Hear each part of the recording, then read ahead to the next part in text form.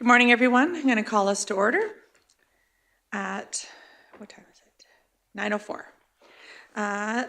Do you like to please acknowledge our land, do an acknowledgement of land? Trustee Yegas?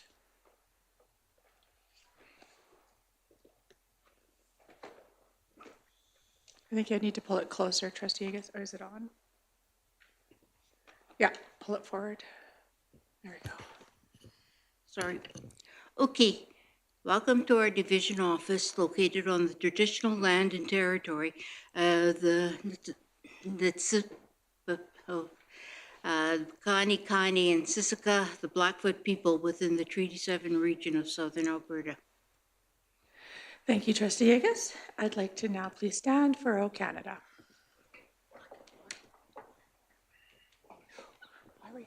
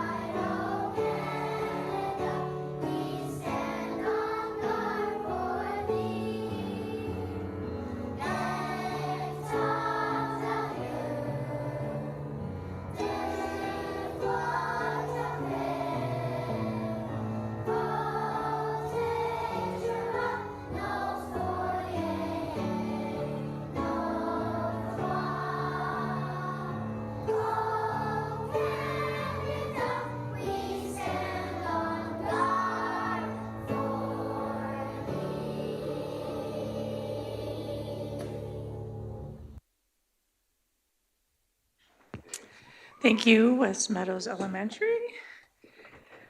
All right, moving on in our consent agenda. Recommendation that the March 25th, 2025 consent agenda be approved by the Board of Trustees as presented or amended. Can I get someone to please make that motion? Trustee Long?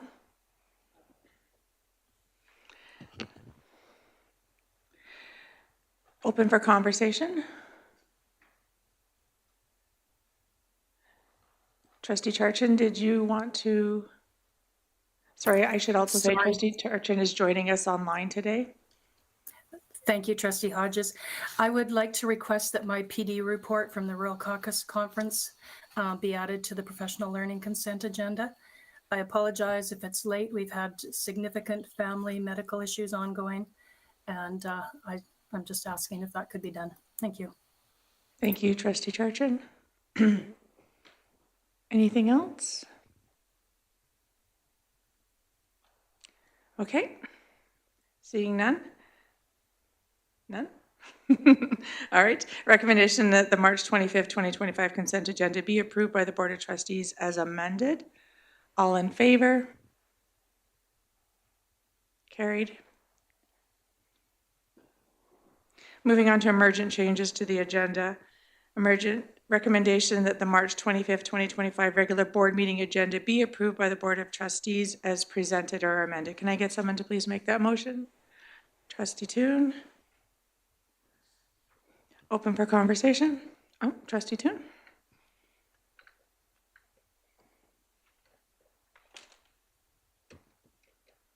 Is it on?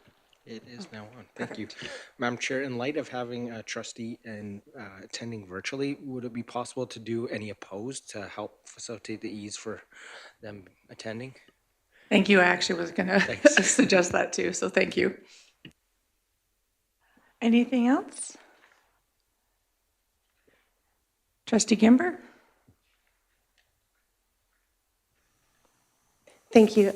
Oh, wow, this one's loud compared to the other one. I do have an emergent motion that I sent out this morning via email and is on your desks to take a look at. Thank you. And you would like to add it to the agenda? Yes, please. We can make that F7.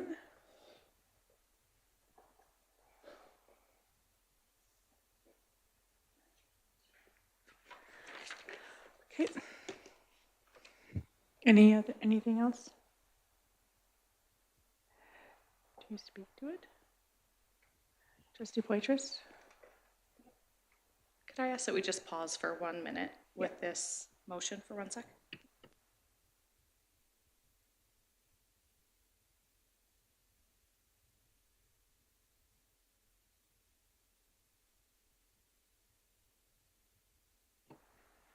Trustee Kimber, did you want to speak to it too a little bit, just so everybody has an opportunity to understand it, and then we can still have the pause? Yeah, sure. I'll actually just read the first paragraph that I had in here. So we were informed this week that West Meadow Elementary School will be looking for a third administrator, a third principal this school year. And in this unprecedented time with significant changes to administration throughout the Livingstone Range School Division, the implementation of a policy for the recruitment and selection of personnel is very timely. However, creating, as we know, a policy takes time. With the upcoming changes to our administration at division and school levels, setting the direction to create an interview panel for the appointment of candidates for the positions of principal and vice principal is urgently needed now and should be in place before any new principal or vice principal roles are filled. So that is the reason for this motion to be emergent. The motion itself is more to create the policy and this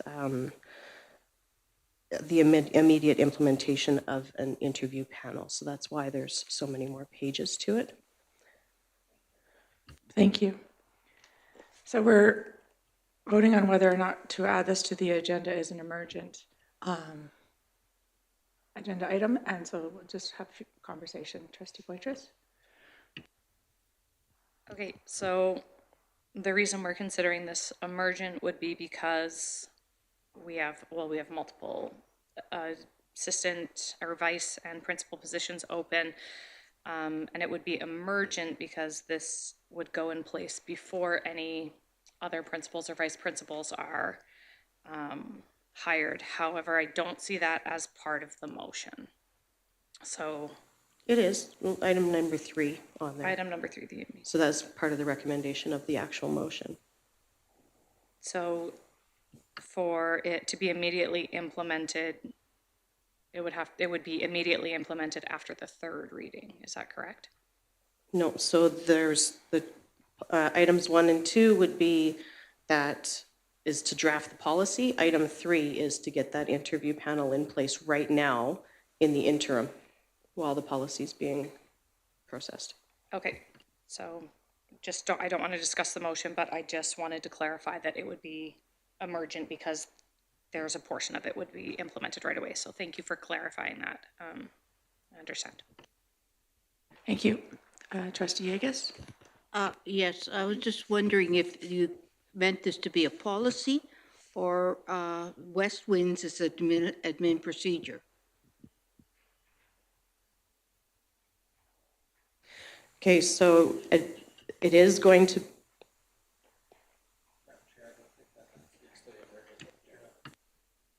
Yeah, we can discuss that if we are, yeah. So we're just voting on whether to add it to the agenda as an emergent item right now.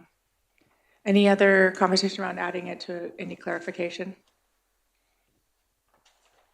Okay, seeing none. So we're voting on whether to add it to the agenda, and it would be F7.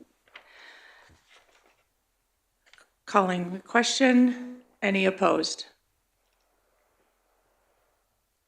Seeing none, we'll add it as F7. Perfect. All right. Recommendation that the March 25th, 2020, sorry, is there any other conversation around the agenda? Okay, recommendation that the March 25th, 2025 regular board meeting agenda be approved by the Board of Trustees as amended. Any opposed? Seeing none. Declaration of conflict of interest, recommendation that the Board of Trustees declare if they have any conflicts of interest relating to agenda items from the March 25th, 2025 board meeting, and if so, should declare them.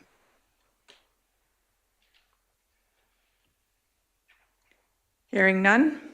All right, we'll move on to our presentations.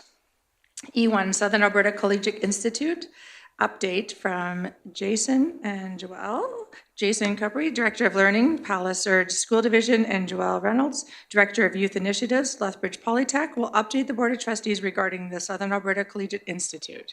Welcome. Thank you. Okay, well, thank you very much, everybody. Joelle and I appreciate the opportunity to be here to speak about the Southern Alberta Collegiate Institute. And we are also very grateful for the support that we've received from the senior administration at Livingstone Range School Division in terms of their participation in this wonderful endeavor. Awesome. So is this going to work now? Okay, awesome. So as we have been introduced, Joelle and I also share the title of co-directors of the Southern Alberta Collegiate Institute. And so we have been working on this for the better part of 3 years now. This was our first full year in operation in terms of we've run some pilot activities through our E3 program, which we'll describe later. But for the most part, this has been the first full year of seeing this in operation. Not working?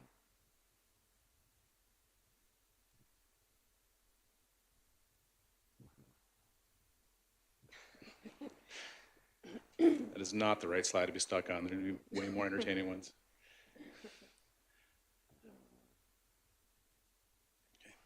All right, so for those of you who may not have heard too much about the Southern Alberta Collegiate Institute, this is a partnership with Lethbridge Polytechnic and 7 partner school divisions across Southern Alberta, as well as careers and career transitions in the area.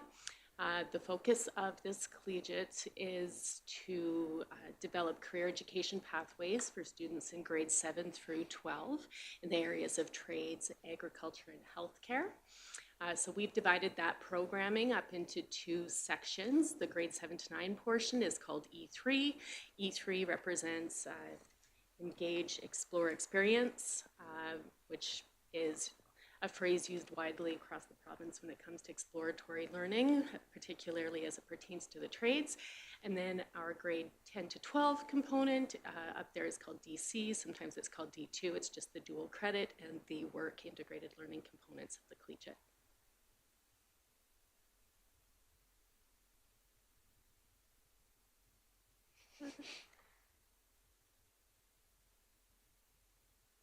Oh, scroll.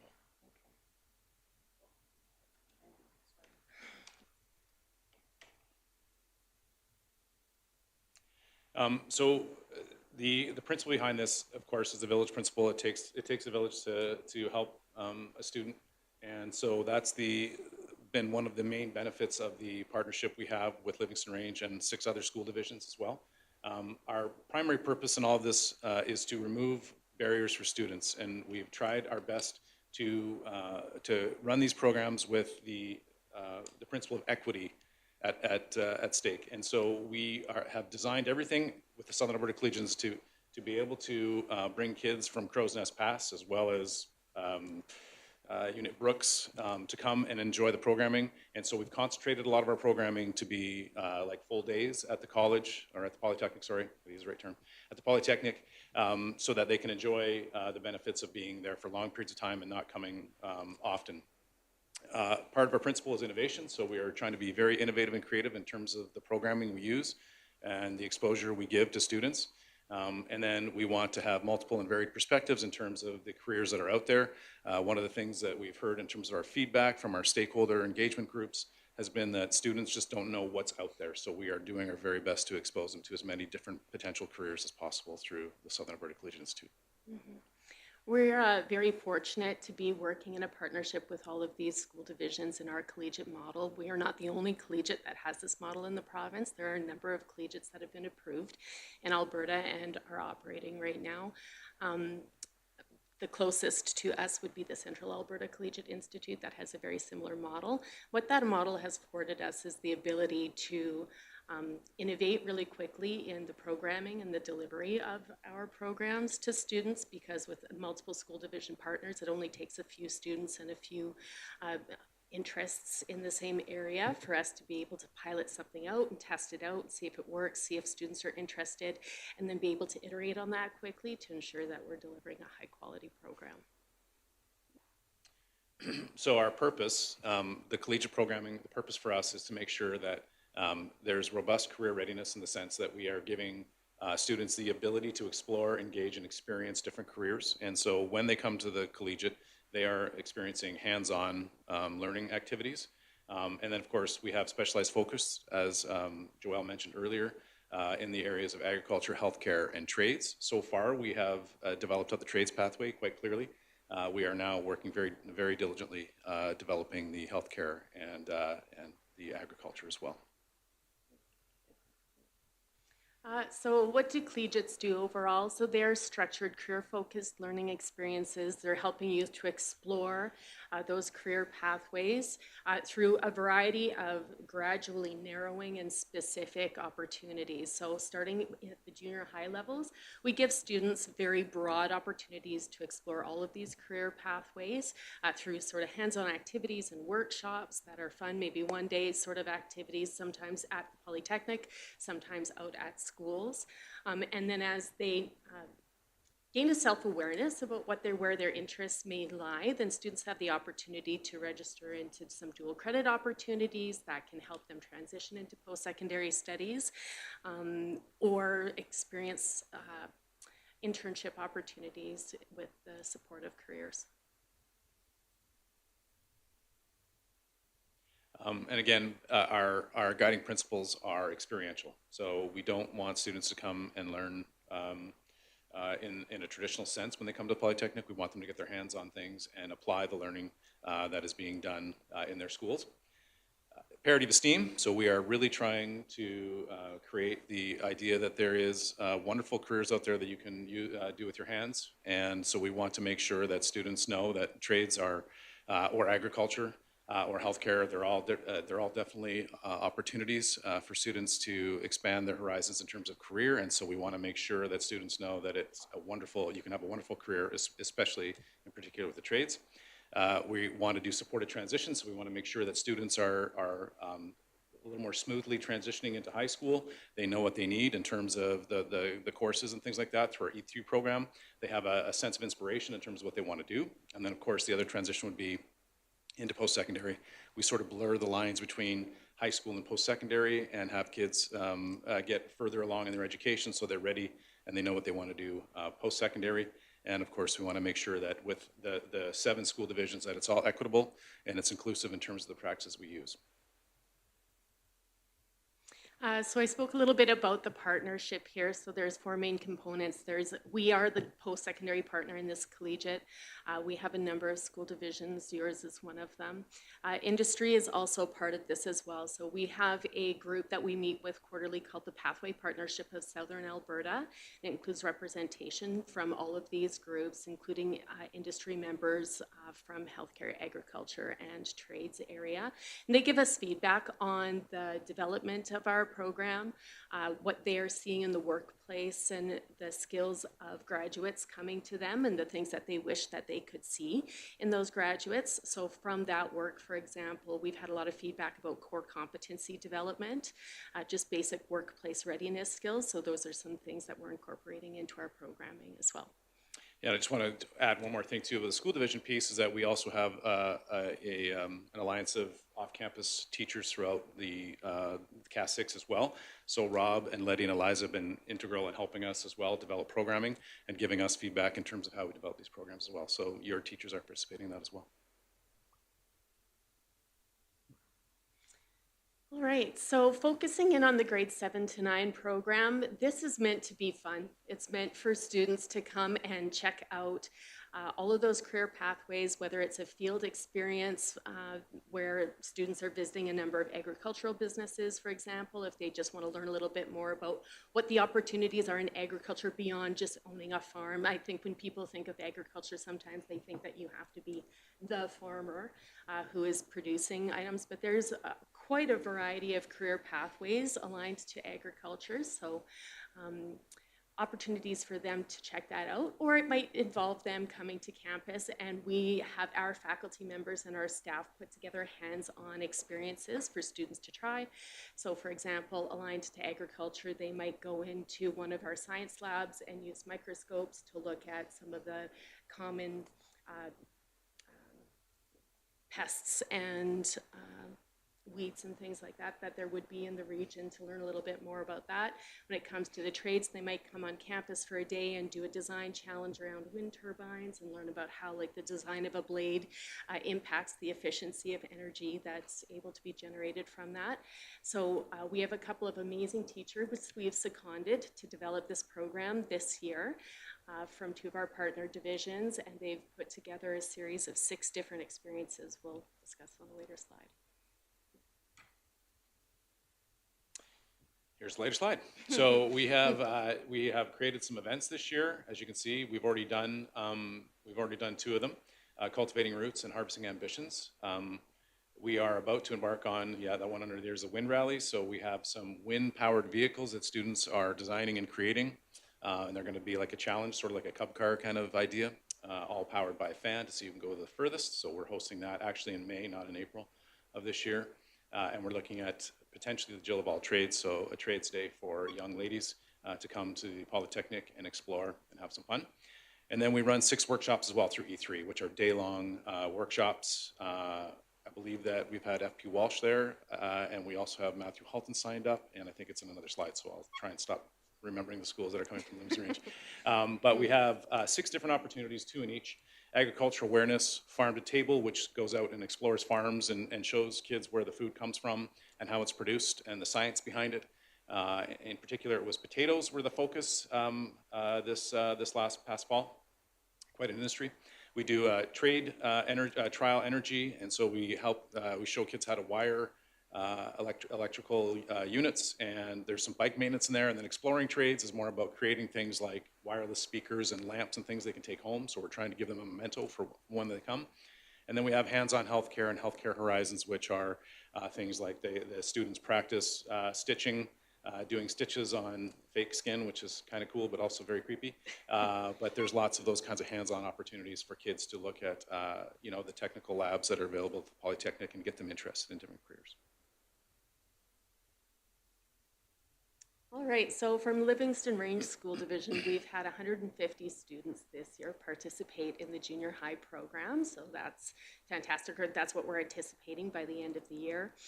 They've participated in all 3 veins of opportunities with us. Yes, and so we've had students from Willow Creek, Matthew Halton, and FP Walsh.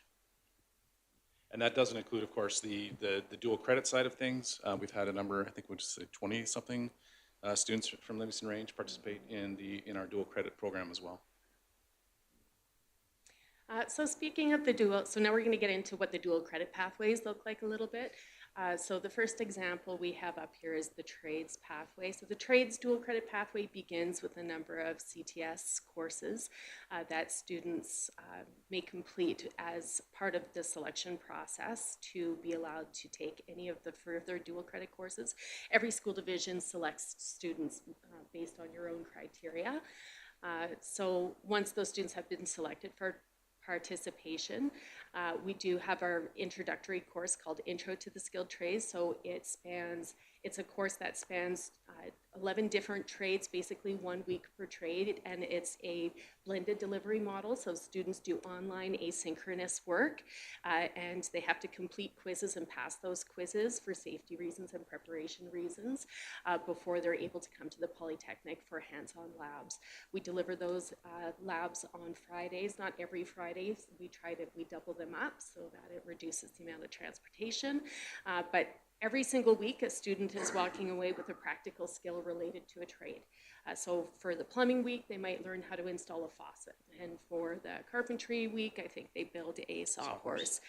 For an automotive week, maybe they learn how to change oil on a vehicle. So it's just a small touch where they get to meet the instructors, the journey persons in all of those areas, and have a little bit of an interaction and learn more about like what are some of the careers that a person might be able to pursue by going through this trade. If a student completes that, or you can see across the top of the graphic here, students can enter actually anywhere across this pathway depending on the student.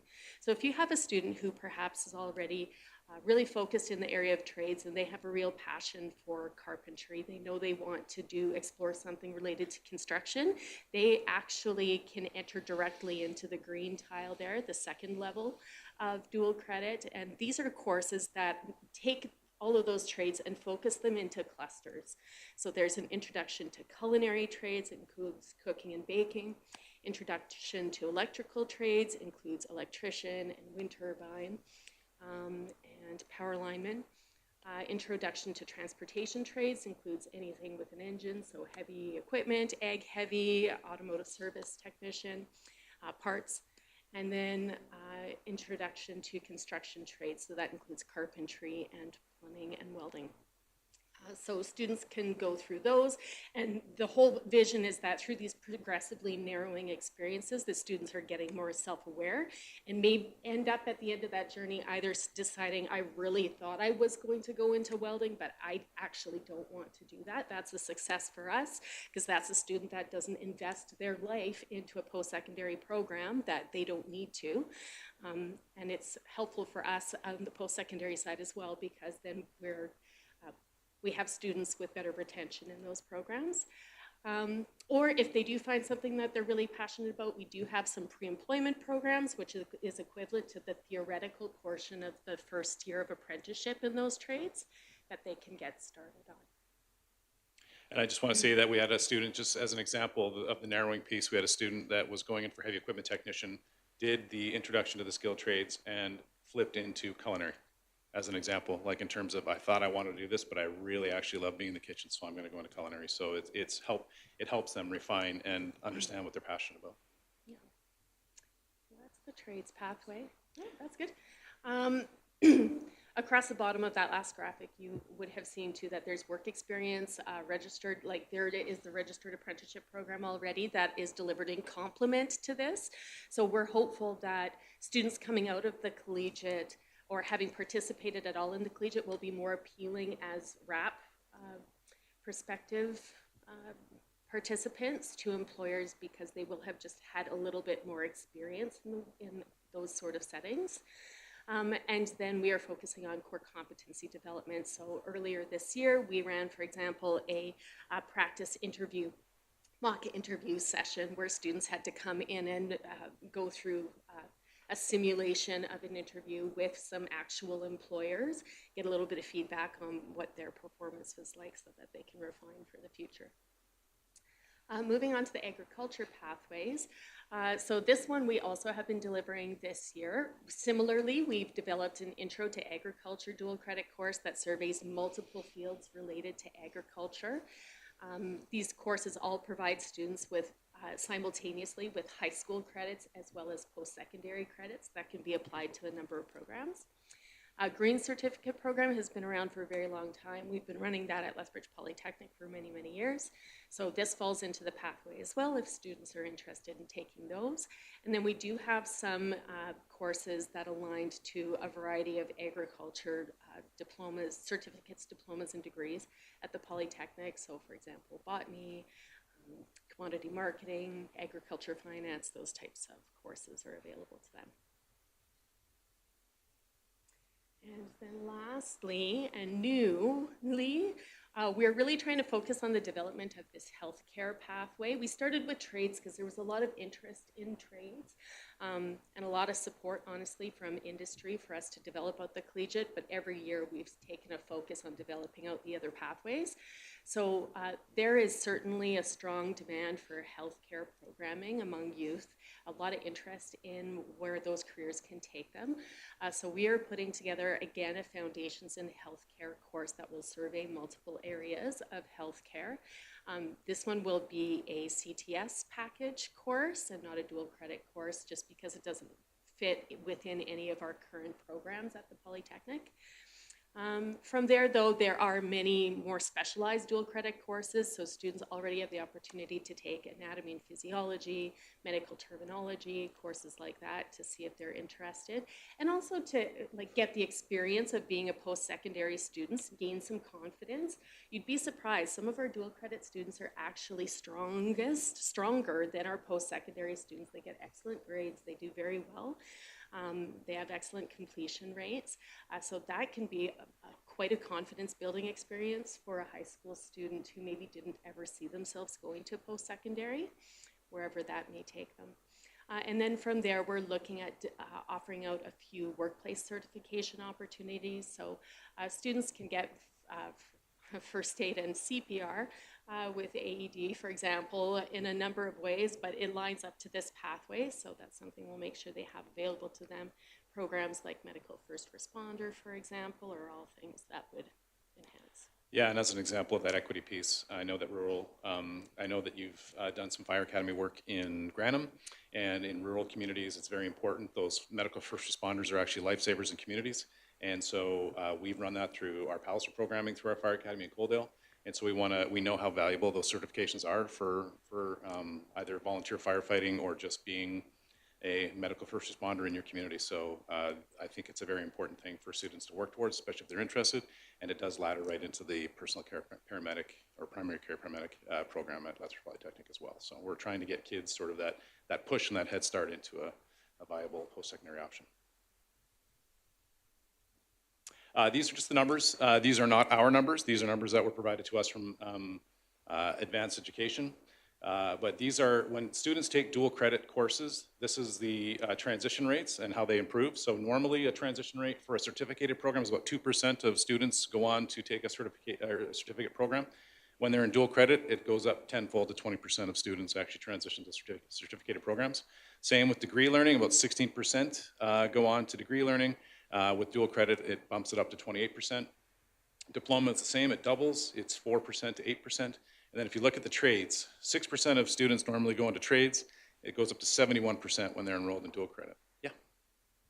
Just a question, is that in the immediate year following high school, or is that like within a 5-year period that they enroll, or is that just directly after? It is within that 5-year period. Okay. Yeah, this is information that was provided to us.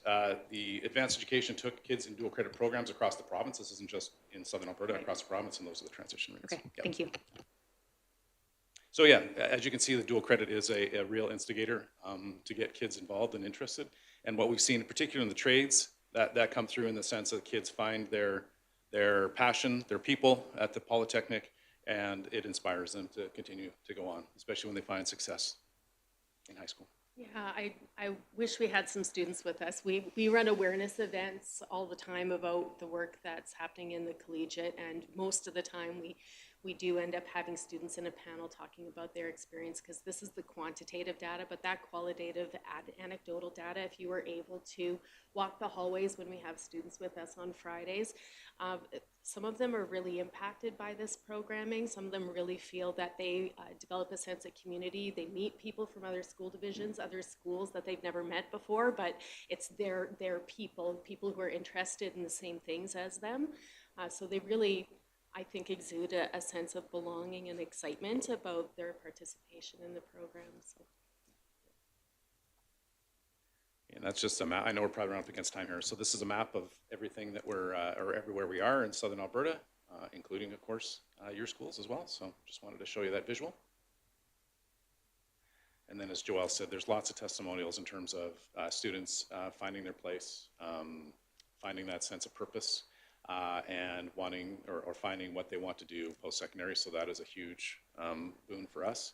And we've heard lots of it, so we're very thankful for the participation and everybody who's been involved in terms of making this happen for students.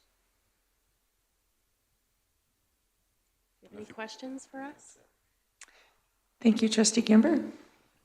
Thank you. I just want to share, I was lucky and fortunate enough to be a judge for a 4-H speaking competition, and there was I think he's in grade 12 this year, but he was actually, I don't know. But anyway, he went to the Intro to Trades, and that's what he did his presentation for the 4-H speaking competition on. So I just wanted to share that it obviously had enough of an impact that that's what he chose to do that presentation for. And I learned so much for it too, so thank you. Trustee Poitras? Yeah, I just wanted to thank you guys for your work with SASE, and I mean, in all of our high schools, I haven't seen as much of it in the junior high, like the E3. I haven't heard from the students as much, but we've seen huge impacts. Things like, I'm going to be a welder, and then after the Intro to Trades, they go on to the second part, and they're in culinary or they're in carpentry. So as the world changes and the lifestyle changes, I think there's kids that don't get the opportunity to care for younger siblings in a healthcare type way or hand-on building with their family members. They don't get that exposure as they may have 20, 30, 40 years ago. And this E3 program really is helping open up their eyes to, oh, I like to sew fake skin together or gross things like that. But it's been something that our grade 12s, have a little anxiety about what next, where do I go?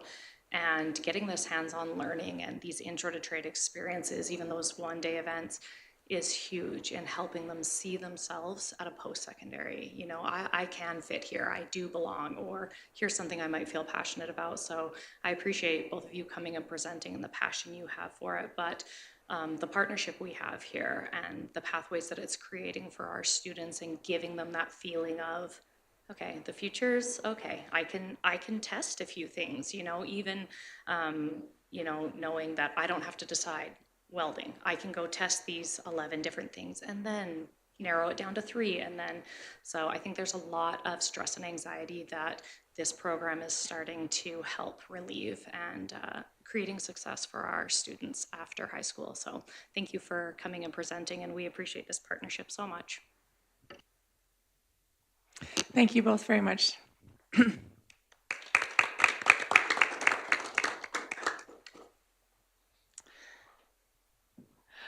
All right, we're going to move on to E2, Occupational Health and Safety, OHS.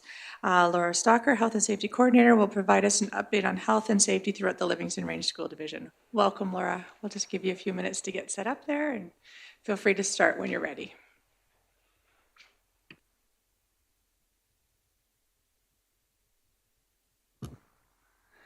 Good morning, everybody. Sorry, I'm going to just move that back a little bit. I'm a loudspeaker. Can you hear me okay? Okay, awesome. So I was really nervous yet excited with what to talk about at this time. And I started looking at it, my successes, and I was thinking, what have I done? It's been 6 years, and so I really wanted to thank everybody for this time to actually reflect on some of these things and discuss it with you guys. I also wanted to thank the board and the senior admin and all of the staff for helping me move these items from like my dreams or goals into successes. So I've mentioned I'm 6 years now with the school divisions, so I still am working 50-50 with Westwind, and I really like it. It helps me get more information and help more schools and students and communities. So when I first started, hazard assessments in health and safety is the place that you start. So I started looking over all of the different occupations that we had within the division, and I created 18 different hazard assessments that looked at like the worst case scenarios of, that's kind of where my mind lives. So I was looking at all of those worst case scenarios, what they could be doing. And then I started looking at making a document and implementing them. So we created a training program, and it's communicated to the staff every year based on their own occupation.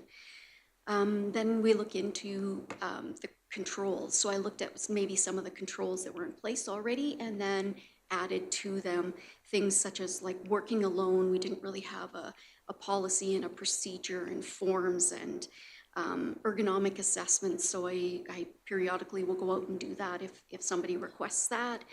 We've improved lighting in some areas. We made some safe work procedures about handling broken glass at schools and things like driving. One of the things too with the hazard assessments, we communicated guidelines and resources. So I got Carly to help me build onto the health and safety in our website. And we've got links to all of the different safety things around the schools. So SPEARS, which is our physical education resource, and the Red Cross First Aid app, there's a link there. Some great information too from Alberta Health Services. They've got a program or a website they call HEAL. So it's a health education and learning. So it's wonderful for parents to go in and say, hey, my kid has a rash. What can I look at? What could the possibilities be? So all of those things are on the website. After the hazard assessments, we looked at like incident reporting. How do we currently document that? I started making some forms and making some tracking and doing investigations on some of these incidences. Yes. Sorry, I just have a question. When you go on and you're looking like my kid has a rash or whatever, Yeah. does it say on there should report to the school? Like if there's certain things that it's like it might be this, then it's like should report to your teacher or principal? There is, yes. Okay. Yeah, Alberta Health Services, and I'll talk about that a little bit later. That's We great. follow all their guidelines. And so, yeah, they're all kind of on there. A lot of the HEAL is how you can maybe reduce a fever at home. Right. Maybe don't send them to daycare if these are the Of course, those things, suggestions. and see a doctor or whatever. That's Yes. great. Okay, sorry to interrupt you. Oh, Thank no, you. it's all good. You can interrupt me anytime. So yeah, for incident reporting, I looked at ways that we can document concerns that come in, our procedures on how we look at those. We've started return to work plans for staff that are injured, maybe not even just on work, but having surgery, and we support that. We looked at communications, how are we going to report it, who gets the information, what form are we going to use. We really, a couple of years ago, communicated to the schools that when the students are under our care, the incidences need to be reported. If it's for field trips or extracurricular visitors on site, we created procedures on reporting to Alberta Health Services, that 10% rule, and a lot of things around the COVID things, and how we report to WCB, how we report to Alberta OHS, and I'm help out with payroll now on the WCB claims, so I'll help submit them electronically and track them. I make sure that I contact everybody within like each month to see how they're doing, what else we can support, and assist WCB with the return to work planning and implementing that. One of the other successes was our Health and Safety Committee. So we've got a really great functioning committee that we meet on a regular basis, wonderful terms of reference. We make sure that we meet the legislation, and I'm passionate about the legislation, so we always talk about what's new or changing with that legislation. Both of the unions are represented, and we try to rotate the staff, and it's great hearing from the staff who used to be on the committee that are now inspired a little bit by health and safety too, so I really like that. As part of the Health and Safety Committee too, we go through the training assignments, and that's one of the things on our next agenda is to look at what training we should be providing and how often we're going to be modifying that.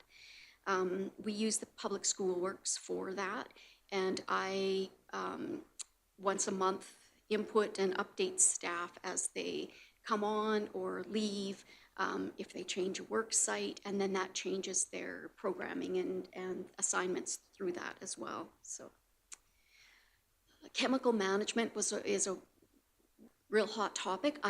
When I came here, that was one of the first things that I did. I don't think I made some friends in the science classrooms, but we went in and I asked them to go through, make an inventory, clean out old, expired things that don't look right or that don't have labels. And we did a very large cleanup at both school divisions. And then now we clean up annually, and I've purchased jugs that I take to the schools that they put the used chemicals in so they're not going down our drains. We've created a shop. Oil and dirty rags are getting picked up from all of the school shops. We've started battery collecting so that those aren't going into the environment as well. Inspections, I am proactive, so I really love doing the school inspections. I've created checklists specific to each individual site. So some have elevators, some don't, some have fire hoses, some don't. So each individual school has their own checklist that I go through.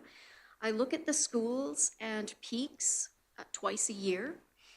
So there's 17 sites there for this division. I also annually go look at all of the colony schools and do a safety inspection with those because they're not our buildings. I just make recommendations, or I'll notice things like their fire extinguishers are expired and bring that forward. I also look at the division buildings and all of the playgrounds. So we've got 10 playgrounds that I inspect annually too. Periodical inspections too. I'll go look at the arrivals and dismissals at schools and document that, how that is looking, just to be proactive. If they need supplies, I'll go and do a quick safety inspection as I'm dropping off safety supplies. If there's some injuries, or if I have a meeting at a certain school, I will do some inspections of different areas while I'm there as well. Emergency preparedness.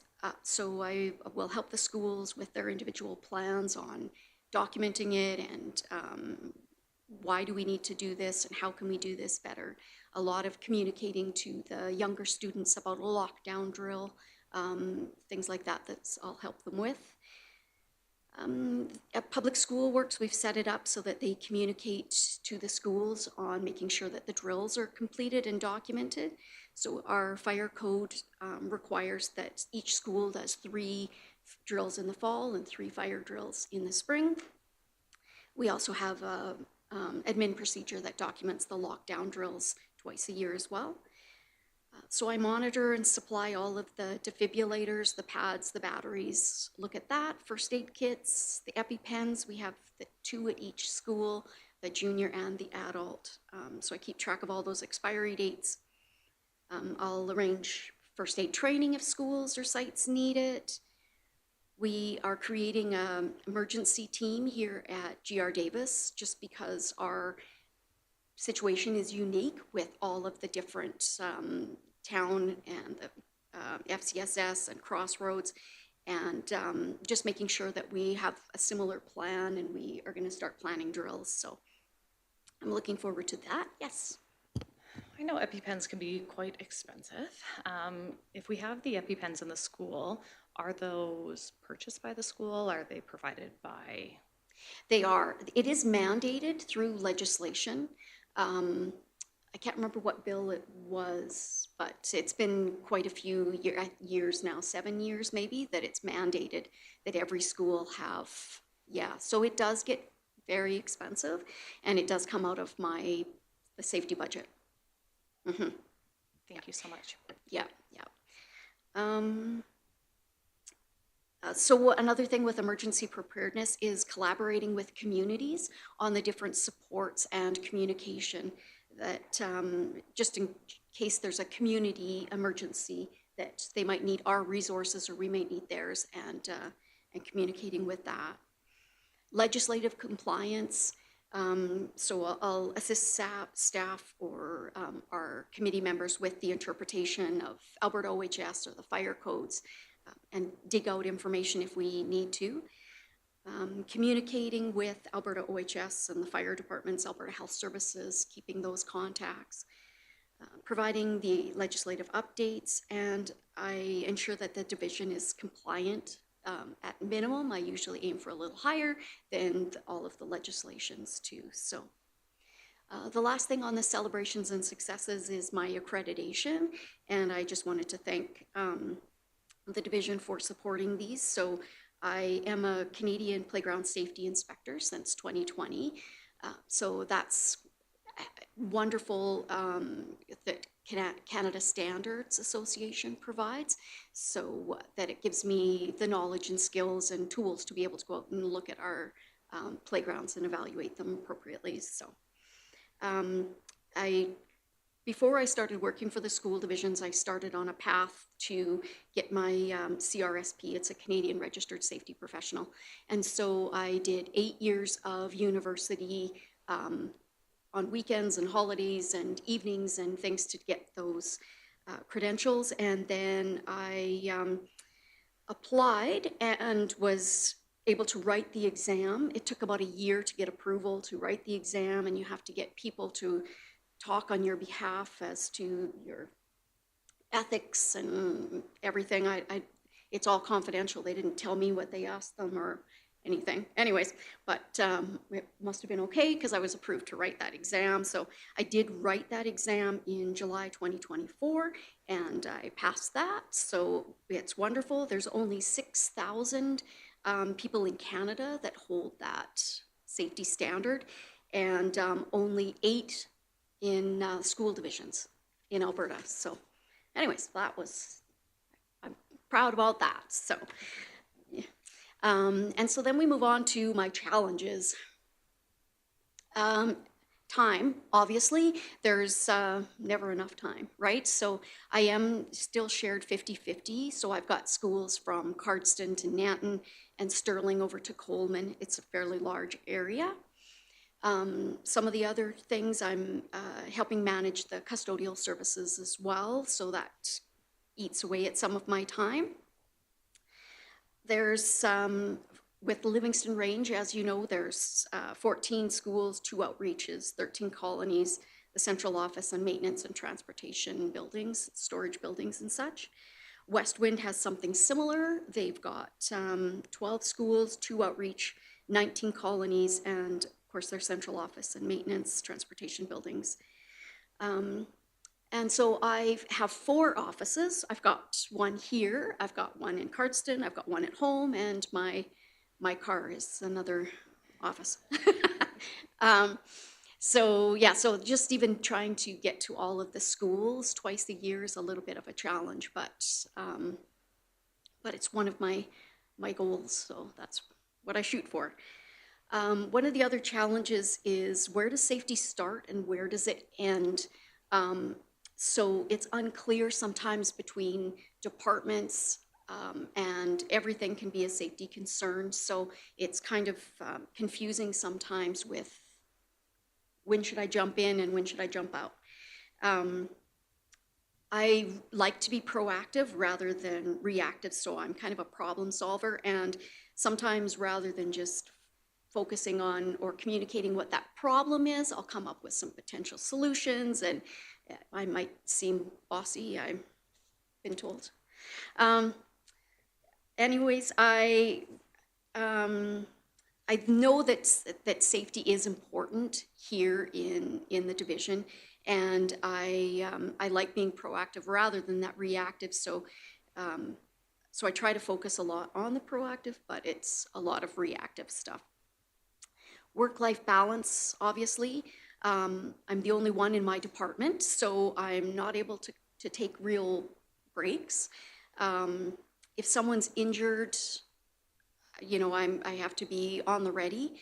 And so in the summertime, we've got faces, we've got custodians, I do the playground inspections, and I really like to go and do a thorough inspection when there's nobody around in the school. So summer is busy. During the breaks, the educational breaks, the custodians are still working, and I try to do my custodial inspections or talking with the custodians kind of at that time as well. During the school year, obviously, there's lots of meetings, initiatives, emails, and that day-to-day type of environment. So, so finding that balance is a little bit challenging. So trustee help, just to continue to support and advocate for health and safety. Just invite me to any meetings or keep me informed of information that you might hear. Because I'm proactive, on Facebook, I'll follow all the communities and the schools and try to keep up on some things that happen there. And this division is really great with keeping me informed of potential issues that we could look into or start documenting anyways, so. Yes.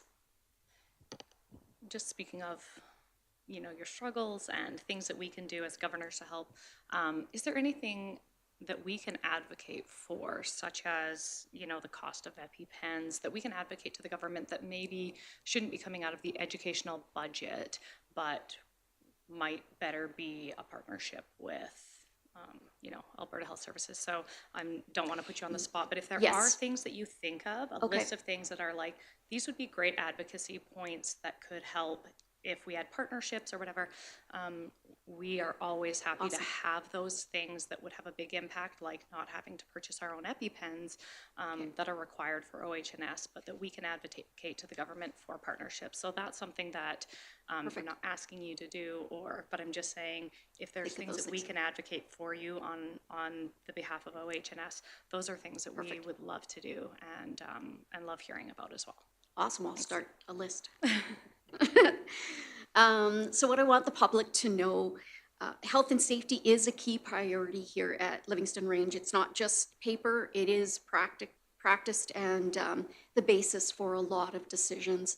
I've worked in a few different places and I'm proud to say that that is actually the case here. It is a priority. It's a priority for obviously our students and staff, but we look at our property, the environment, the families, and the communities as a whole. So we do have secure facilities, so just want the public to be aware of that when they're visiting. Make sure they check in at the front desks, and the community groups support the rules of the schools that they've put in place for that. Supporting the safety pickup and drop-offs at schools. So I think a lot of parents can advocate for their students on, hey, here's the crosswalk, here's the proper do that. And respect the safety patrollers. They're only grade 5 and 6 students. We have 4 safety patrol groups here in this school division. So teach your children bus safety, make sure that they're, dressed appropriately when they're driving on the buses and slow down around our school zones. Emergency management, have the confidence that the division is involved in community emergency planning, and in the case of an emergency, we will protect the students as much as possible, obviously, and all of our division staff. We follow the guidance from Alberta Health Services, so for outbreaks around our food safety, water quality, air quality, all of those is the resource that we go back to when we're looking at things like that. So, how does my work contribute to the strategic plan? So I looked at the mission statement, and it says inspires excellence through meaningful relationships, innovation, and collaboration. And I feel that the relationships that I have with LRSD staff are collaborative and trust.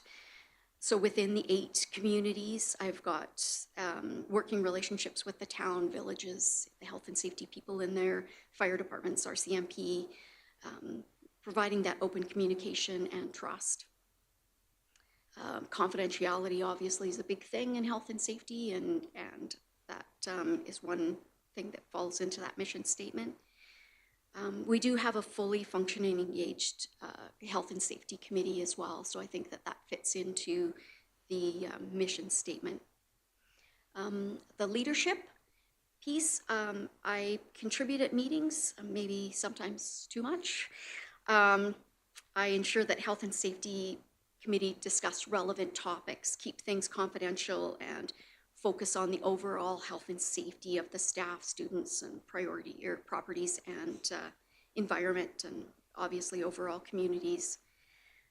I investigate all the incidences to ensure that the division is meeting or exceeding its regulatory obligations too, and finding where maybe we can add some more controls that might be needed. I listens to the concerns from all staff or parents or guardians, and keep informed, like I said, of potential things that could be posted on social media. I like to problem solve and bring forward those solutions, as well as maybe things, other concerns that senior admin, and I feel comfortable enough to be able to go to them and say, this is some of the concerns I have, and I'll just leave it at your desk. So that's kind of the leadership. Culture. So through the inspections and communications, I ensure that we maintain those safe and caring spaces, promoting wellness, assisting in the return to work planning and implementation for staff as well. I ensure that the health and safety training is relevant, and it helps build that safety culture within our division. Academic. So one of the things that I get to do is some presentations for the students.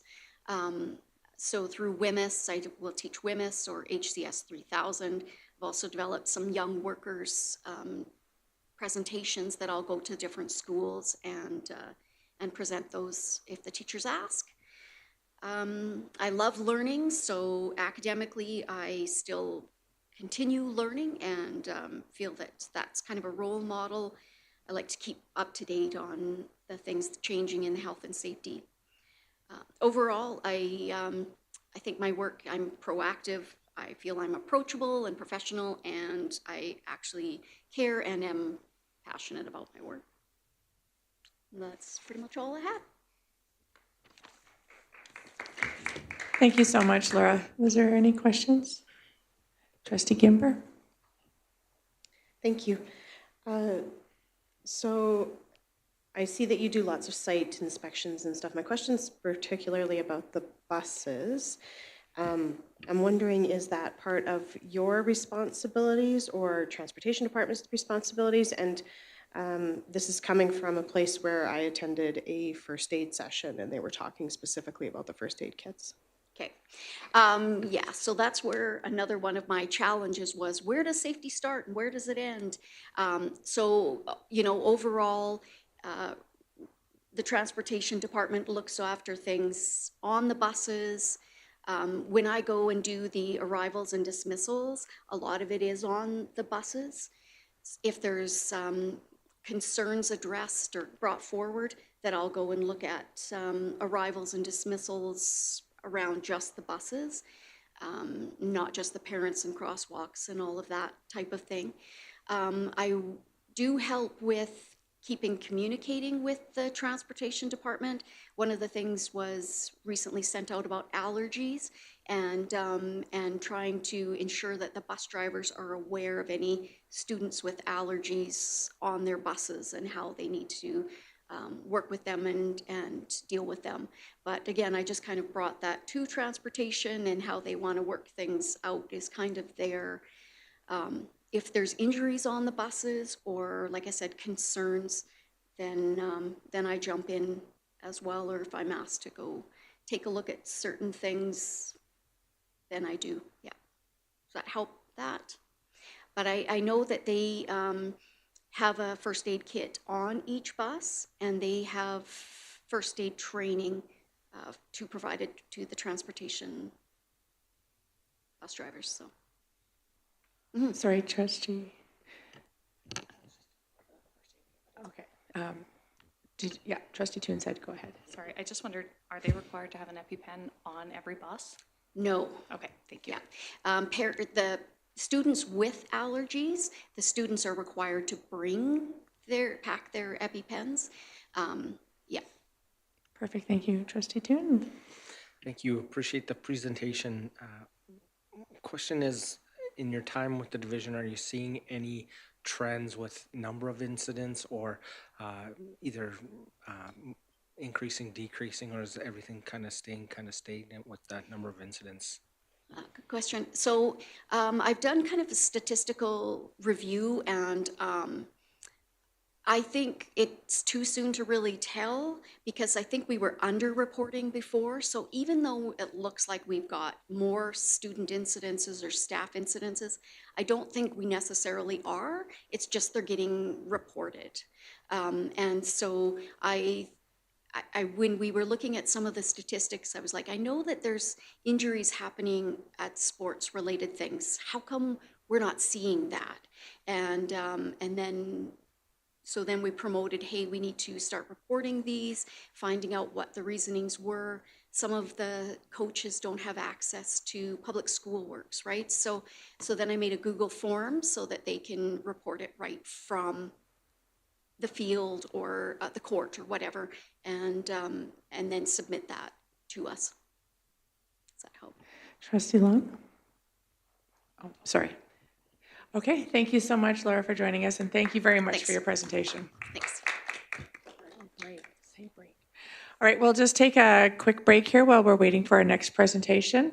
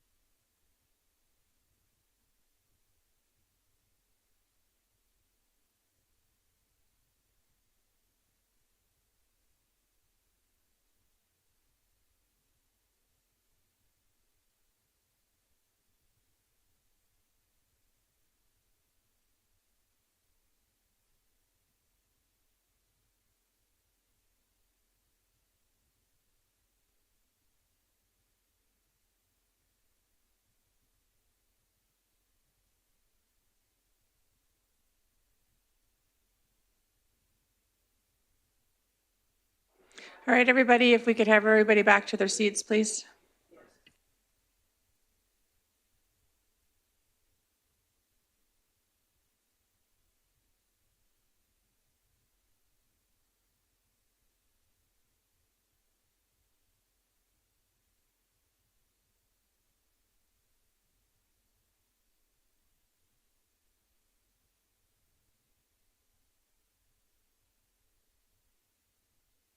All right, everybody, I'm going to call us back to order at 10:16. I now would like to welcome Tara Tanner and Corby to the boardroom. They will give an update on the Pursuits programming in the Livingston Range School Division. Welcome, and please go ahead. All right, good morning, everyone. So Corby and I are here today to give you, as Lori said, an update on Pursuits. So we're going to focus today particularly on the virtual school, the 2 outreach schools, and our home education programming. I have the clicker. So this year in our virtual school, we are offering approximately 100 different courses in grades 9 to 12. Our staffing consists of 5 full-time teachers, 1 part-time teacher, myself and Corby as the admin team. We also have admin responsibilities with our colony schools, in addition to some teaching load as well. Our teaching staff also run the 2 outreach schools at Gateway and Crossroads in Pincher Creek and Fort Macleod. And we have 3 full-time support staff that also help. So 1 CYCW and 2 educational assistants. Michelle Headley continues to be our admin assistant. We share her with the busing and transportation department. Can you remind me what CYCW Oh, you stands bet. for? Child and Youth Care Worker. You bet. And then we also have each of our 6 LRSD high schools has designated a key contact person that we work directly with to help support our students that are taking our one-off courses through the virtual school. No, not liking me. Our enrollment numbers very similar to last year. So currently, it's difficult to sometimes.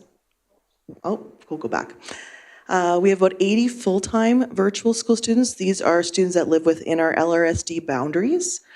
We have, in addition to that, we have another 27 full-time students registered at Gateway School, 40 registered at Crossroads, and then an additional 5 full-time students that are out of school division students. So primarily from Calgary, that are taking full-time course loads through us. So that gives us about 152 full-time Pursuit students.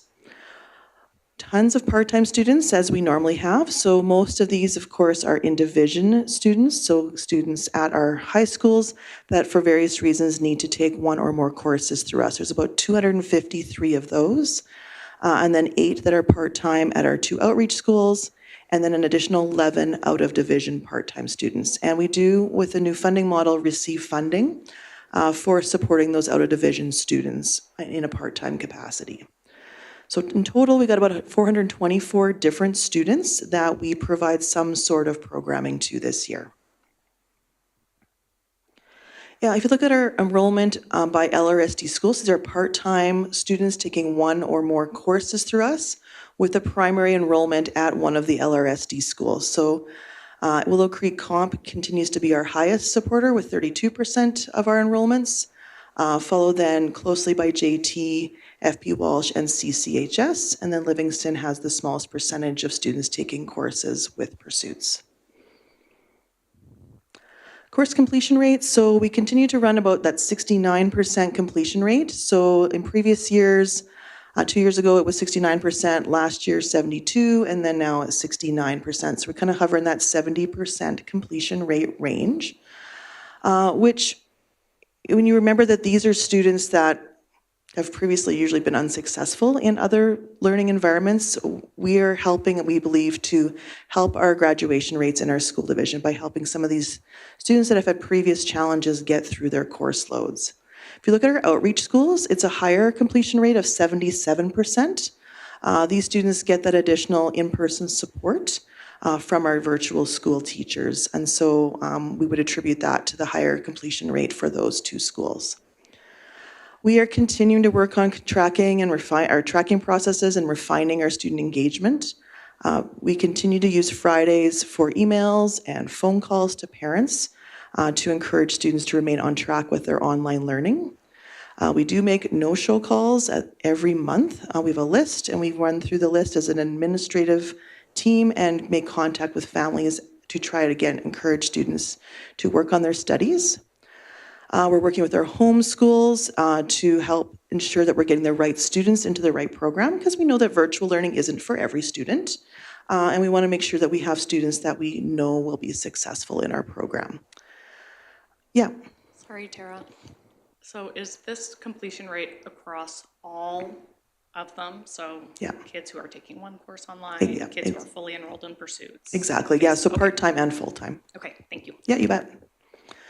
Corby has been working very hard for the last probably over a year now, it would be, on creating a Pursuits app that we hope to roll out next year. So what that would contain would be a way to streamline our enrollment processes and provide better communication between ourselves and the home schools. So we would use it for registration purposes. We would use it to communicate back to home schools how their students are doing, how they're progressing, send messages and that sort of thing. So we would like to hopefully be able to beta test it for fall yeah, just see how it goes. And we're just trying to work at refining and streamlining as we go along each year and getting better, right? That's what it's about, is continuous improvement. As far as this teacher load goes, our teachers teach about 5 core classes and then 1 additional option course. Again, providing that in-person support to outreach schools as well. So they kind of have a dual responsibility of in-person support and virtual support.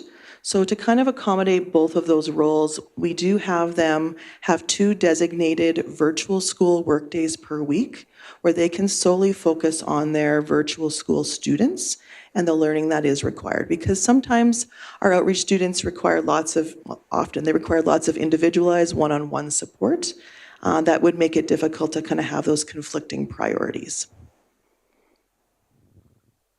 I just want to showcase a few of the programs that we've been working on with our outreach schools. So we've been really working over the last few years to revitalize our outreaches and to provide really great quality education for these students. And so one great partnership that we've developed with our Pincher Creek School in Gateway is working with the Napi Friendship Center. So these students monthly work with the Friendship Center to create a community meal. So the 3rd Wednesday of every month, they cook, and then they actually serve community members a free meal as an act of service. And so they're able to receive credits for it, of course, but it's just been a really great way for these students to give back as well as receiving credits.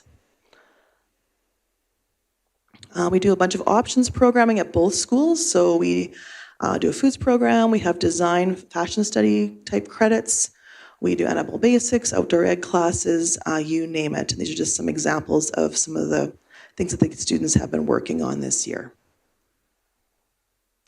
And then, of course, we've been leveraging Peaks Campus as well. We've had them come to each of our outreach schools to provide some programming. This is just examples of some of the soapstone carving projects that they did with this would be the Crossroads students here. And then, of course, like any other school, special celebrations, ways to build community and a sense of belonging with our students is super important. So in the top left, we had the Merry Grinchmas and the feast that the Crossroads students had. On the bottom, we did some gingerbread house building, and then the display in the bottom right is the Christmas display at the storefront school in Pincher Creek on Main Street that the students created. We do try to offer phys ed programming as well. It's a graduation requirement, and so the students here at Crossroads are able to use the gym next door daily to get their phys ed credits. And so we've been working on things with our child and youth care worker as well, learning about cooperation, team building, sportsmanship, and trying to build in some of those other soft skills in addition to having them get their phys ed credits. And then, of course, we like to celebrate. Who doesn't? And so each year we do offer students an opportunity to come to a Pursuits grad. Many of our students are from our home communities and want to graduate with students in their home community, which is fantastic. But some students just don't feel like they fit for whatever reason. And so we make sure that we always provide an opportunity for them to come here and have a banquet to celebrate as well. And so this is some of the photos from last year's grad celebration. And so one of the questions we were asked to talk about was, how do we fit the board priorities? And so when I think of every student every day, I think of the Pursuits programming and the work that we do. You think of our student population is our outreach kids, kids working full-time virtually. These are sometimes kids that just don't fit for whatever reason, whether it's life or mental health stuff. They need that flexible programming, and I think we do a really great job at providing that at our Pursuits programming. We do pretty much all the credit recovery for the entire school division. So students that, for whatever reason, don't pass a course at their home school, they generally get enrolled with us, and then we work with their home school to try to provide opportunities for them to boost their grade to receive their credits. Students who get off cycle in their home schools, we provide that flexible environment where they can then catch up and take those courses through us. We are able to adapt our content for students to meet their needs. We provide great parent contact. We provide, social emotional support when needed as well, and just give that flexible and inclusive learning environment that some students really need. And so, just the flexible programming is one of our strategies, I think, as a division that we've used to help increase our graduation rates for all of our students. All right, I'm going to turn over to Corby to talk about the home education programming.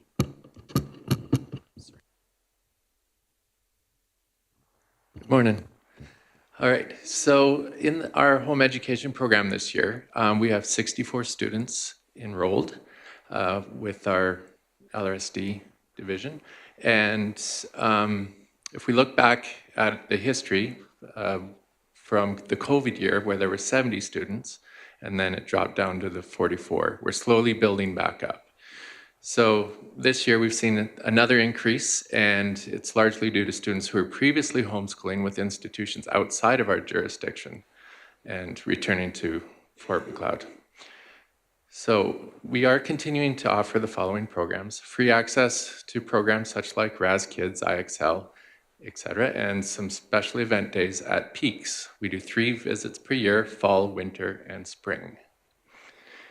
And here are some photos of a few of our home education kids that are accessing the programs out at Peaks.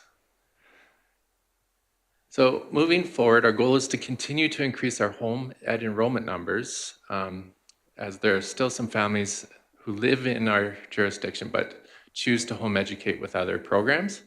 So our plan is to leverage the virtual school to provide programming for these families.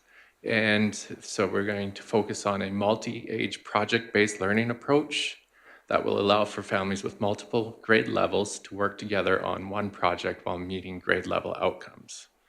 And our timeline and marketing plan are still in the process for that. Yes, go ahead.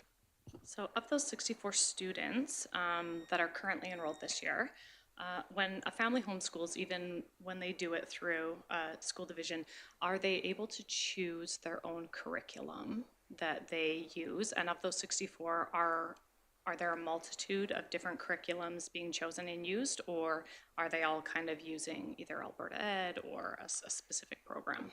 There is definitely a large multitude of programs that they are using. Yeah.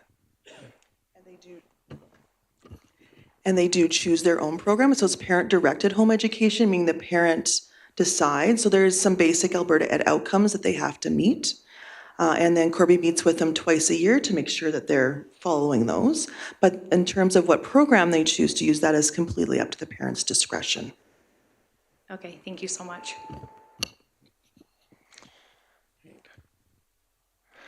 All right, so how does our home education program support every student every day? Well, again, through the flexibility of the program itself, allows parents to control their child's education.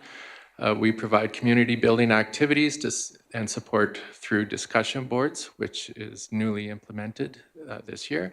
Schools allow students to attend in person for special events and option courses. Access to computer programs that in-person students have helps to increase their skill level.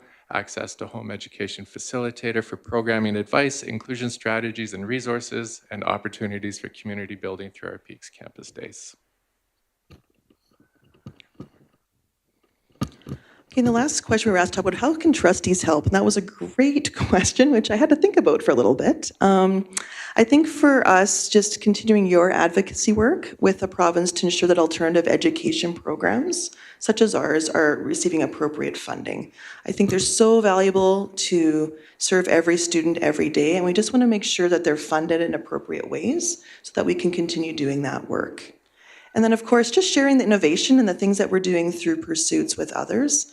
It was really neat. We went to a session at the teacher convention, and it was an alternative education session, and we were talking in groups or whatever, and they were asking where I was from, and I said where I was from, and they're like, is that like Pursuits program? And they had actually, we've been Googling all the stuff you've been doing, and it was really affirming for us that we are doing some good work and that we're getting our word out there to others in Southern Alberta. So, yeah. Are there any other questions?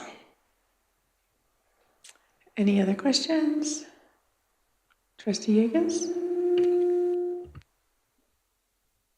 Are we ready? I was just wondering, when you're talking about for your virtual school and for like even the outreach, how do you, what do the students use for the learning? Like, is it textbooks or how do you go about that? Yeah, so the outreach students and the virtual school students all take the virtual programming, which is an online learning platform that we use called Hapara, and our teachers create the content that they put on the learning platform for the students to learn from. Okay, that sounds really great. Thank you. Thank you. Any other questions? Perfect. Thank you guys so much for joining us today and Awesome. Thank updating. you. It's a lot of great work. Excited to see the app too.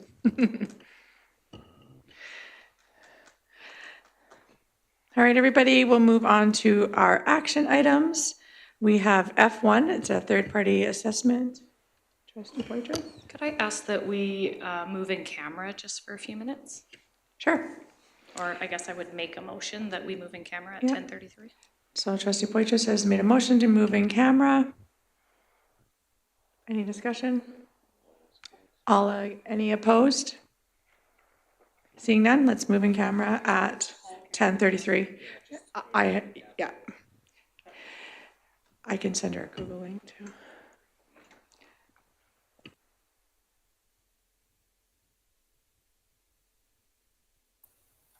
I'll watch for the link. Thank you.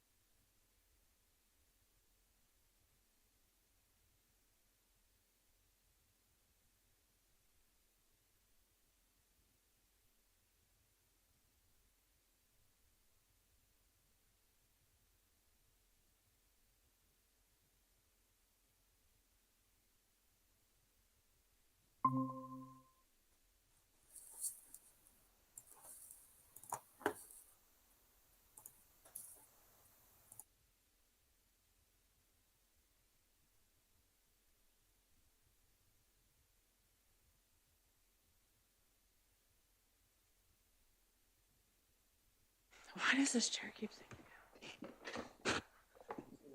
All right, call us back to order at 10:39.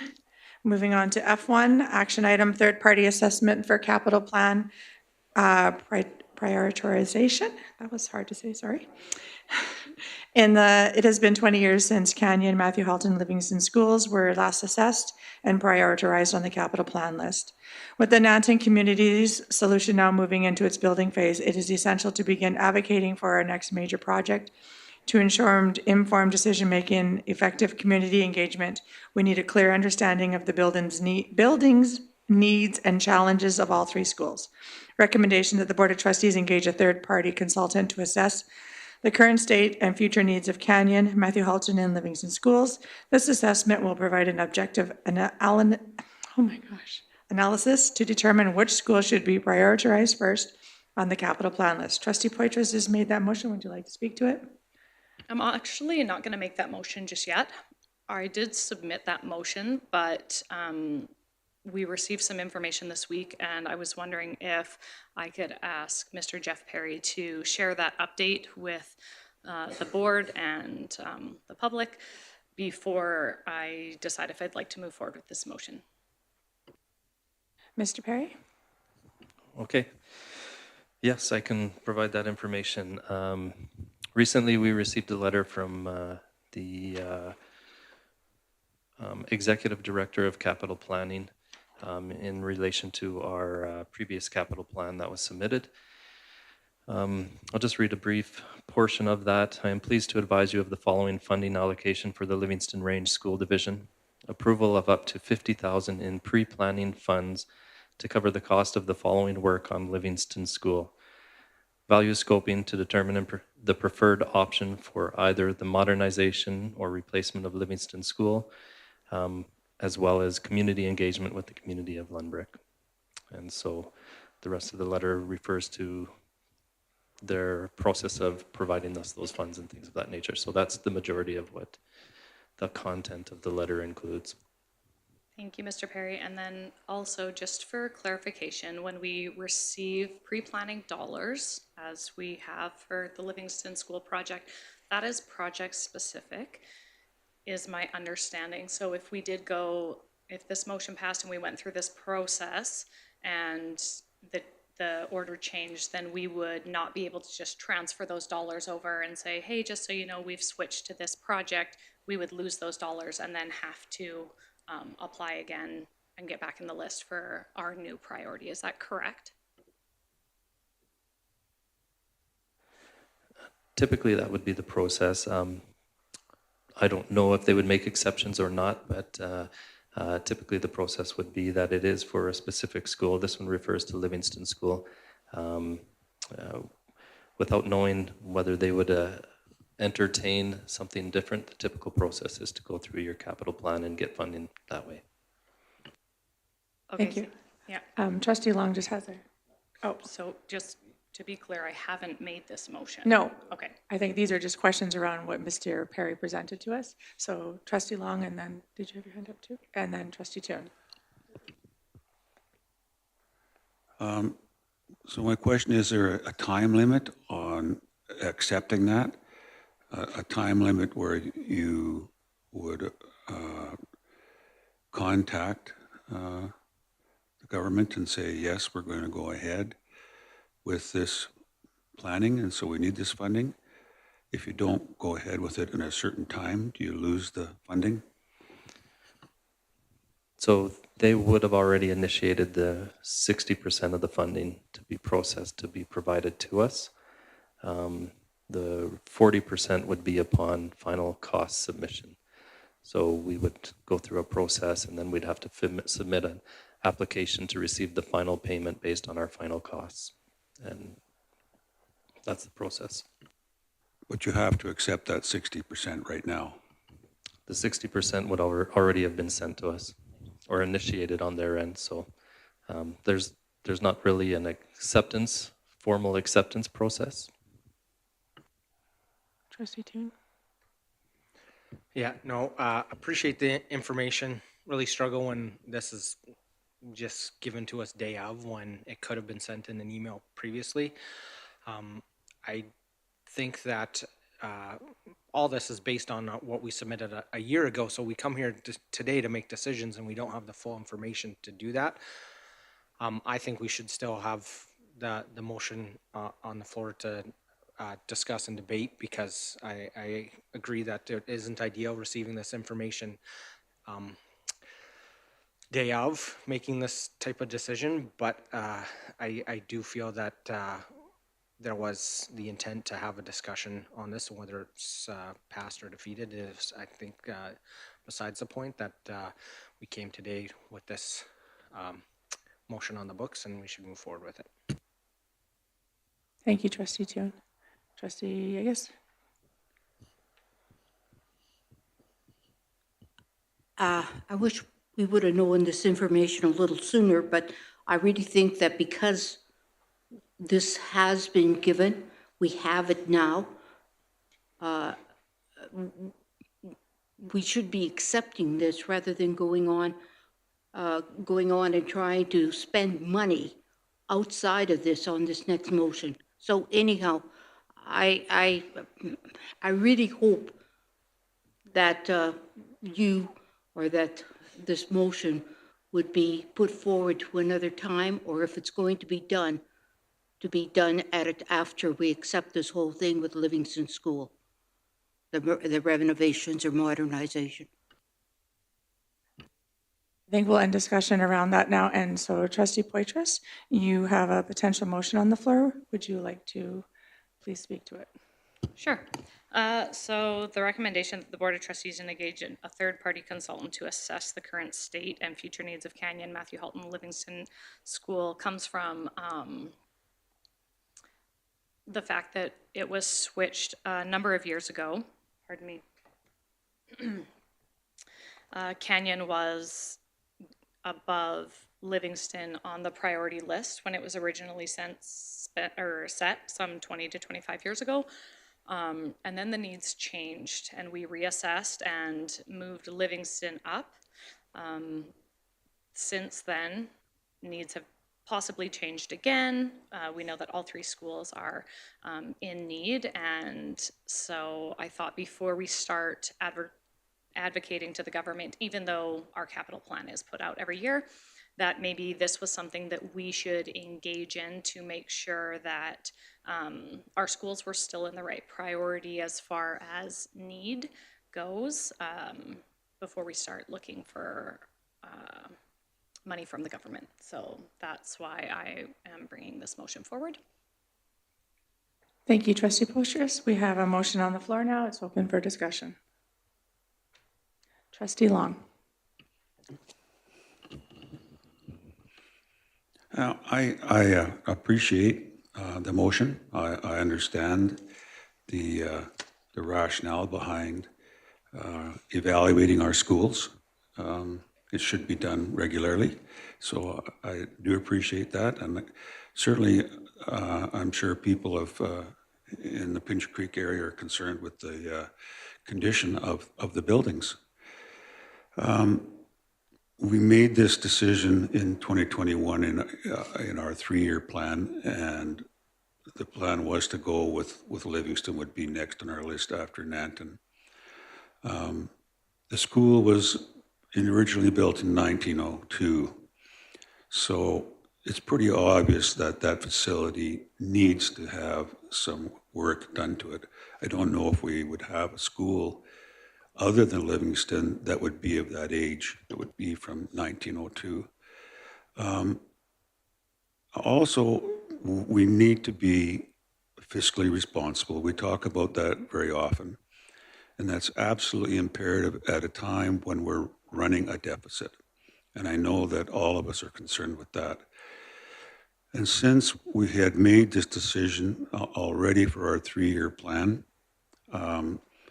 I'm thinking in terms of fiscal responsibility that we continue with that plan and not be putting out money for more reviews at this time. Certainly after now that we know we've received the money for the planning, budgeting to plan for Livingston, I think we should go ahead with it. And a review may be needed sometime upcoming in the future. But basically, for the sake of finances, I think we continue with our original plan. Thank you, Trustee Long. Trustee Charchin? Thank you. I totally concur with everything that Trustee Long said around the fiscally responsible and in times of running a deficit, and a school that's was built in 1902.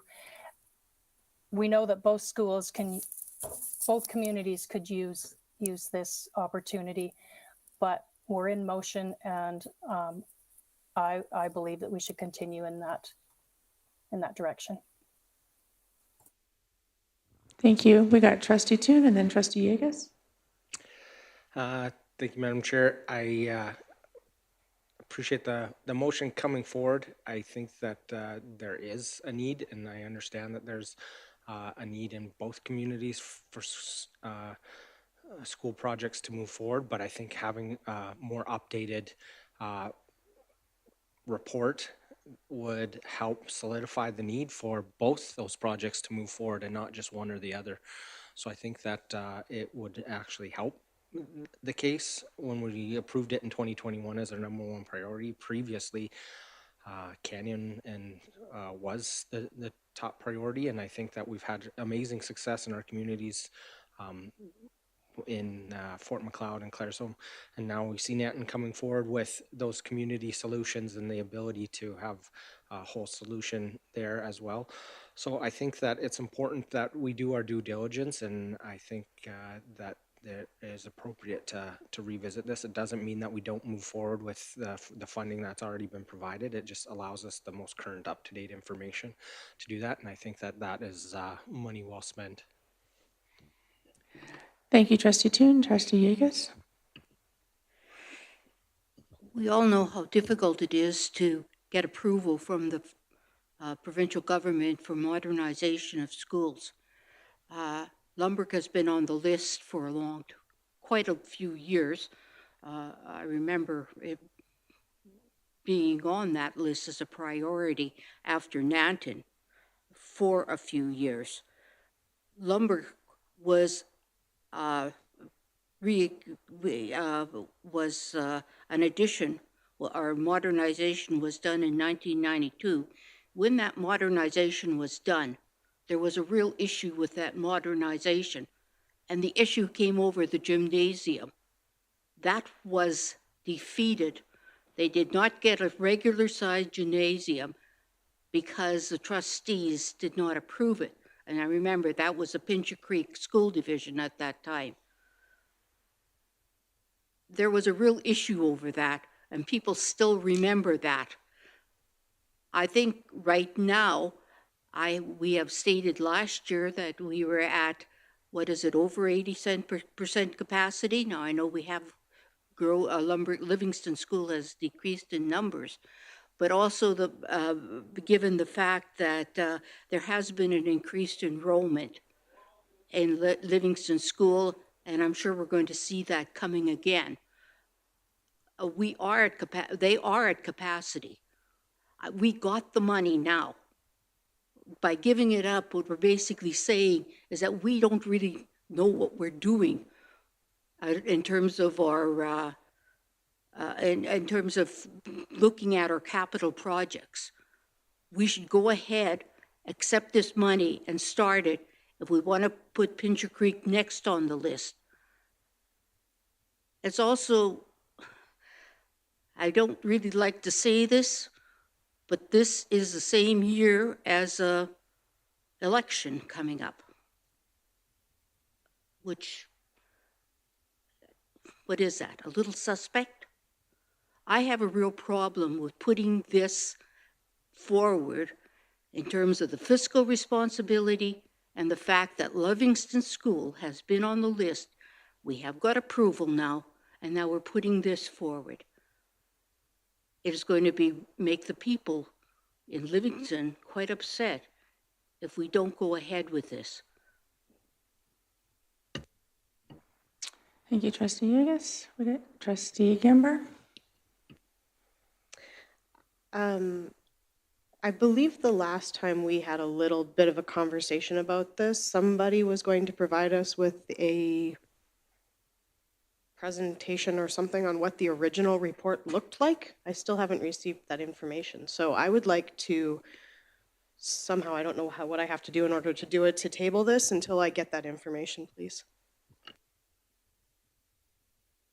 Making a motion to table this until administration provides me with a summary of the report that was done 20 years ago. Sorry, I'm just going to pause for a minute.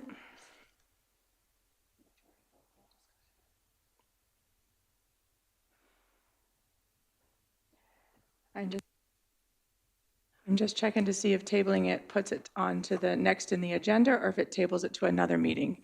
There's two, because there's two different ways to do this. Trustee Poitras?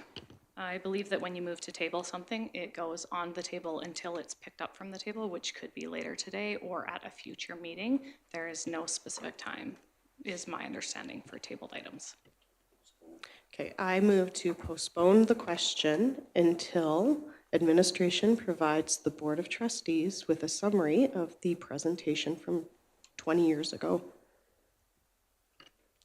Okay, so we've had a motion to postpone. Is it debatable? Yes. Would anybody like to? Trustee Toon? I would ask that it be amended, that it gets placed on the next agenda regardless, because I think that if we received a report today, we wouldn't be in position to debate the motion with additional information. So I would ask that if it just, as a housekeeping, it gets placed on the next agenda regardless if we have that information or not. Trustee Gember, are you okay to amend that motion to read on for the next board meeting? I move to postpone the question until the April regular board meeting and administration has provided the blah, blah, blah. Thank you. Nikki, Don't do you write have? blah, blah, blah. Nick? I like the blah, blah, blah. All right, we just have a motion to postpone this question until the April regular board meeting and administration provides information from the report 20 years ago. Or just a report of, okay, any other comments? Sorry? Previous facility review, Nikki, please.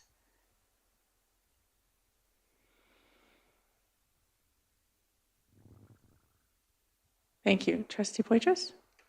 Yeah, I appreciate the sentiment behind this postponement. However, I think the original report, so much has changed since then, including changing the order of our capital plan to bring Livingston above Pincher Creek, that I'm not sure that seeing the original report before we make this motion, or before we call this question, is going to be helpful for me in particular.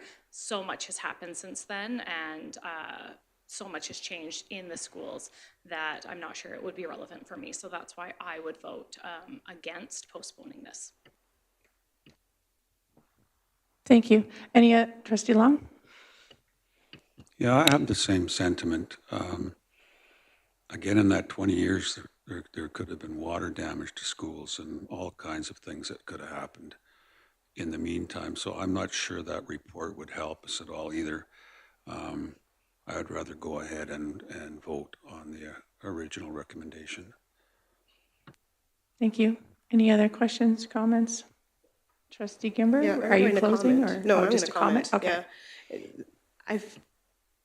And close? No. And close. Okay, I'll close too. So I think that this should be postponed because we have not received all of the information. There's trustees, I mean, I think there's trustees who have never seen this report. which would tell you the reason why these two schools or all of the schools were potentially listed where they were, even just to know what the criteria is that's looked at for why these schools are placed in the order that they're put in would be beneficial to me before I make a vote on something like this. I don't see any harm in postponing this for 1 month. Everything else is still going to go ahead as it should, I guess. I don't know. I'm feeling really flustered because I have no information. I've come into this with new information that was just given that I could have had a week ago, and I'm feeling like I'm being forced to make a vote on something that I'm not prepared to make a vote on, and I don't think that's right. All right, so the question has been called now. We're voting on the, where is it? To postpone this question until the April regular board meeting, and administration provides the information from the previous facility review report. Any opposed?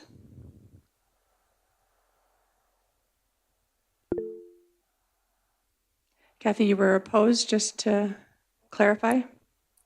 Sorry, I was trying to find the right buttons. I was just wanted to take a little, I wonder if this information is on the website that we could have accessed, and I was just trying to have a look at that. Okay.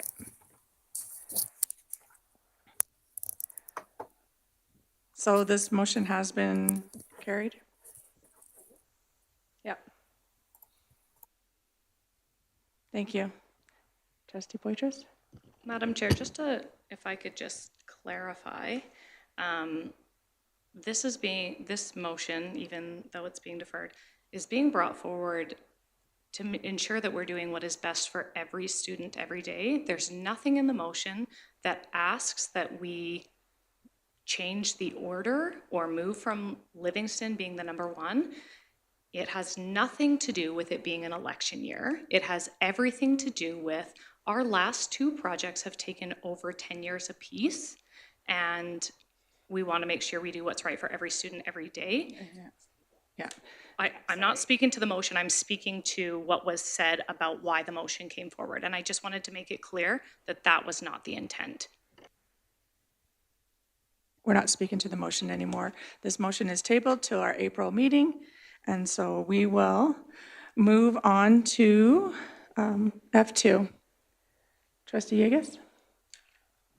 Do you have a point of order or anything?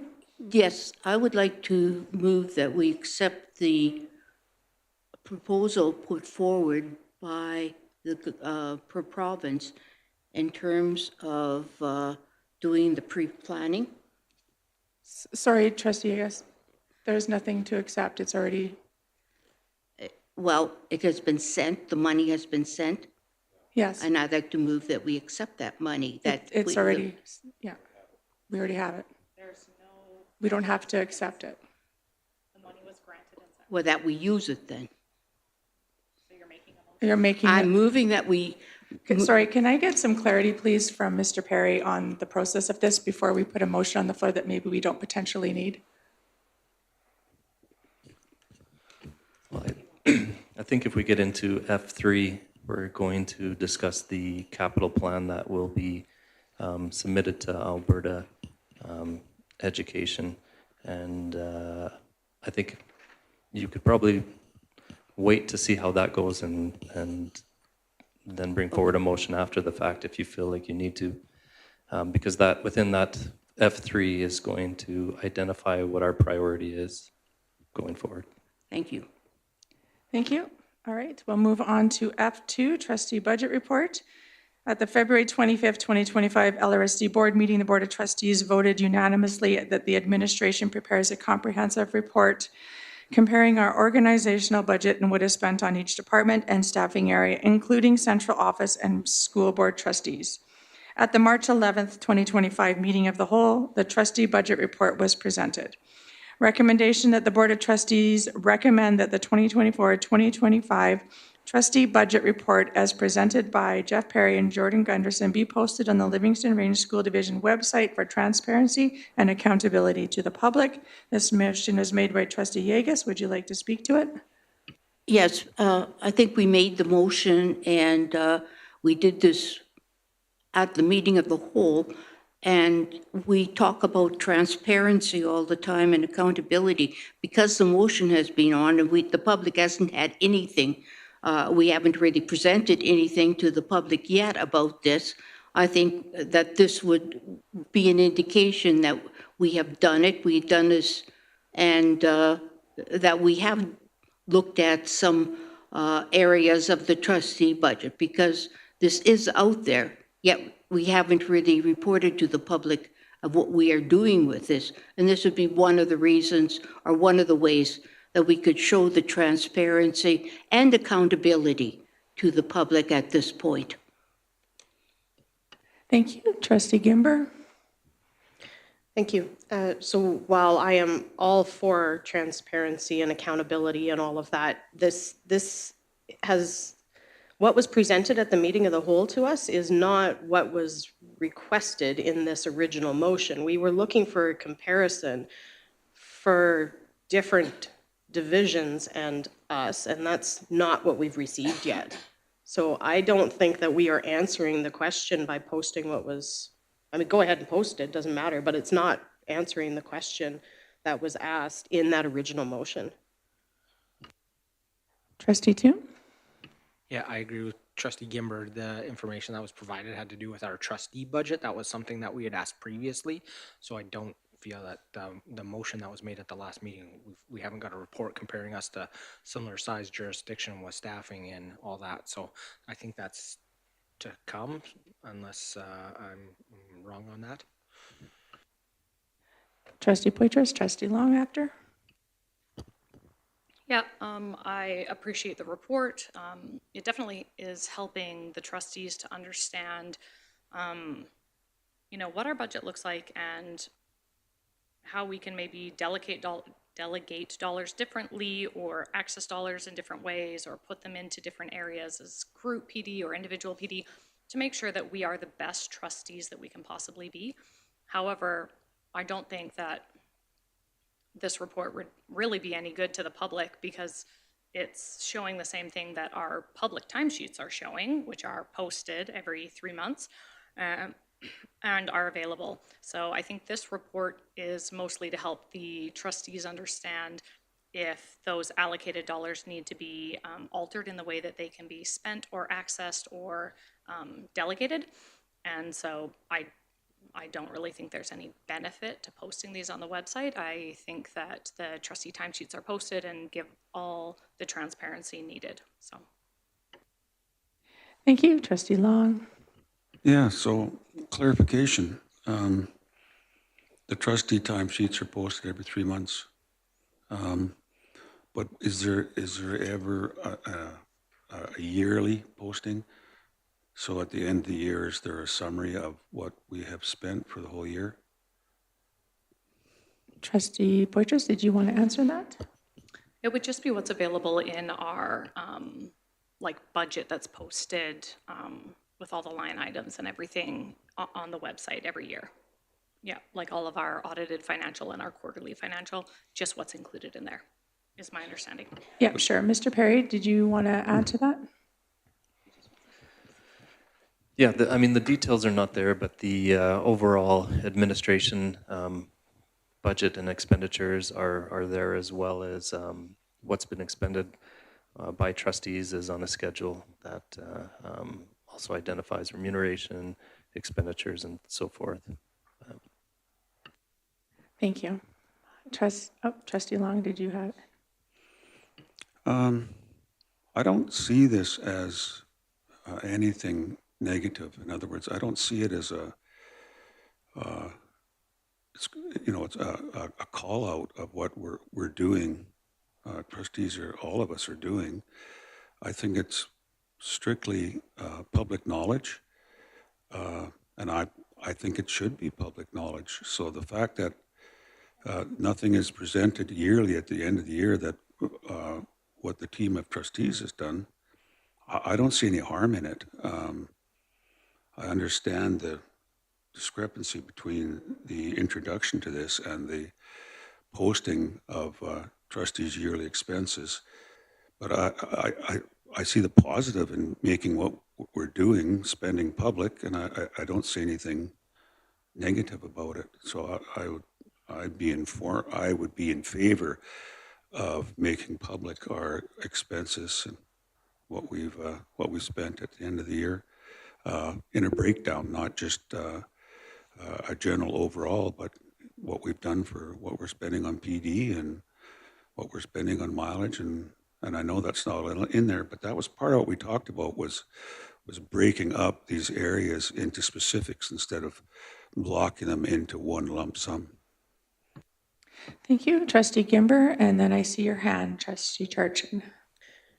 So the reservation that I have of voting in favor of this is that the lead-in kind of says that what is going to be posted is an answer to that motion that came forward on February 25th. And because of that, I would vote against this. I think we could definitely do some work on creating something at the end of the year for public transparency on the different categories and whatnot, but I don't think what was presented at that meeting of the whole is the answer to that. Thank you, Trustee Charchin. Thank you. I agree with Trustee Long, and I will be supporting it, even if it's not the exact information that's outlined here. It's a beginning, and we can provide more later if we have that information and deem it important. Thank you. Any other questions or comments? Okay, Trustee Higgis, would you like to close? I want to thank everybody for their input into this. I think it's important that when we make motions regarding something that we give the public some responses back so they understand that we're just not sitting here, that we are doing something. And this is why I put this motion forward. I realize it does not answer all of the questions in there, and I agree with Trustee Charlton and Trustee Long and that in this part, that this is just the beginning of it.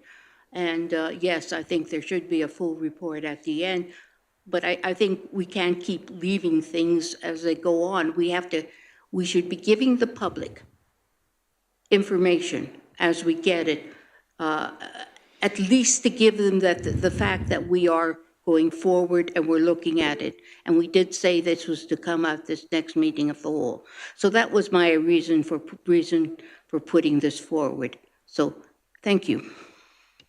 Sorry, Trustee Charchin. Trustee Higgis has closed. We're now going to call the question. Can I call for a recorded vote, please? Yeah. A recorded vote has been called.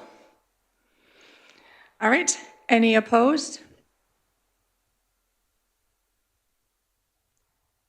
Okay, carried. Sorry.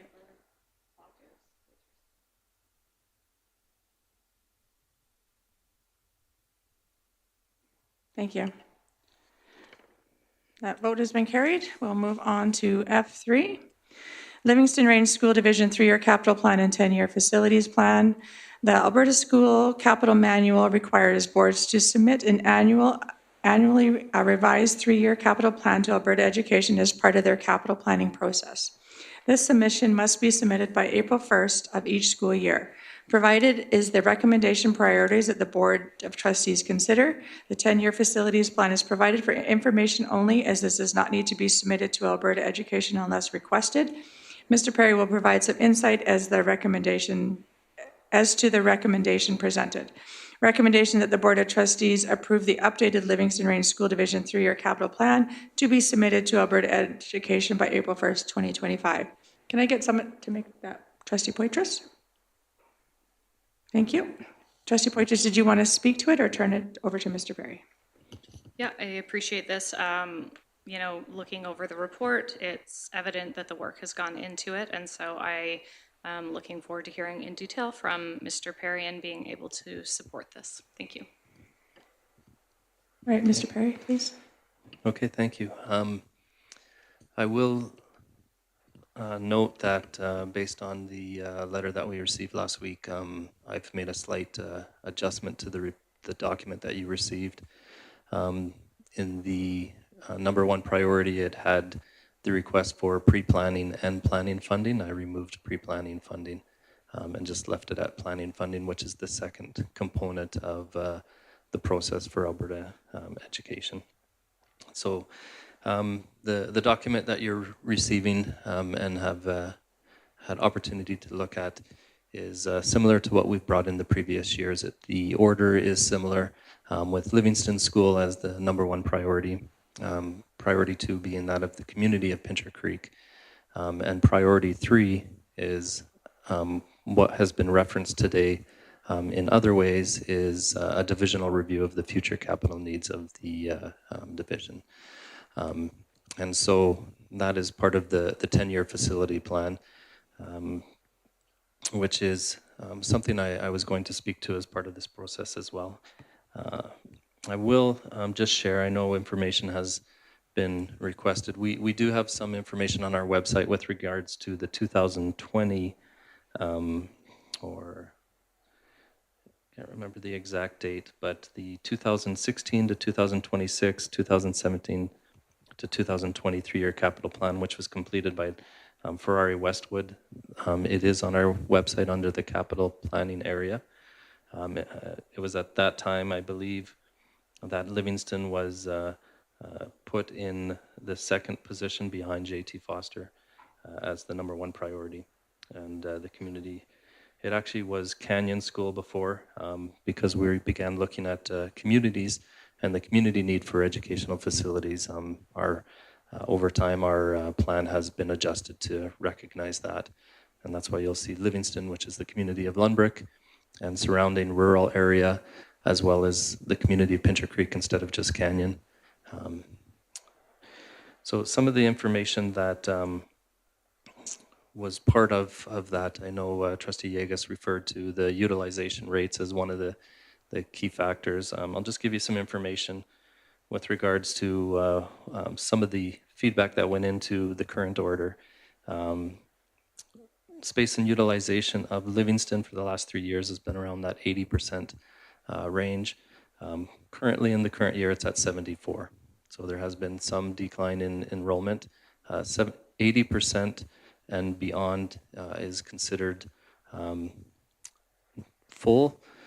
Obviously, we have schools within the province that are much higher than that in utilization, and so there's a high priority on those schools when being approved for capital projects. But because Livingstone was a higher utilization rate, that school was put above the community of Pincher Creek. The community of Pincher Creek schools are at, in the current year, at 51% for Canyon and 40% for Matthew Halton. And so the utilization rates for those schools were looked at very low. Gym size was also another factor. Livingstone being a K-12 smaller school, the square meters of their gymnasium was 385 meters squared. The smallest gym that Alberta Education would approve is 430 square meters, which would typically be the size that Livingstone would get in a new mod or a project. So that's just some additional information. There's more information on the website. It's not the 20-year plan, but I can, if that motion moves forward at some point, I can provide that as well. So as far as the capital review, we had discussed this last year. What ends up happening is it becomes part of our IMR proposal, where we would bring forward a proposal to use IMR funding to engage a third party to look at all the schools within the division and our capital needs and do an evaluation, and potentially similar to that report that was 20 years ago. And so that, as being part of the 10-year plan, would be something that we would consider as far as part of this approval. But given the nature of the things that the board wants to talk, we can ensure that the board has further input on whether we go forward with that or not. But I know the previous postponed motion was speaking to 2 locations. This is speaking to all locations within the division, and which, even some of the ones that were first on that report was quite some time ago that they received modernizations and things of that nature. So before you is what we're recommending for approval. we have to submit something to Alberta Education April 1st. And this is what we're recommending, given where we're at in time at this point. So I'll just leave it with that, and if there's any questions or comments. Thank you, Mr. Perry. Trustee Toon? Thank you for that explanation, Mr. Perry. Question I have is, would it be during pre-planning or the planning funding that you begin to discuss what preferred options would be for the school, whether it would be a modernization or a new build? So the language that I have underneath there comes directly from the, well, I have both pre-planning and planning. Let me just bring up the capital manual, if you'll just give me a second, and I'll read to you what they say. Sure, we'll just pause for a minute while we wait for you, Mr. Perry. I was going to bring my copy down and I forgot. I could answer that because I looked at all of this. You when looked I at was- this morning? Well, yeah. It says in the value scoping studies, and that's to prepare available options, grade configurations, capacity, modernizations versus replacement. So that would be in your beginning, your pre-planning, at your value scoping.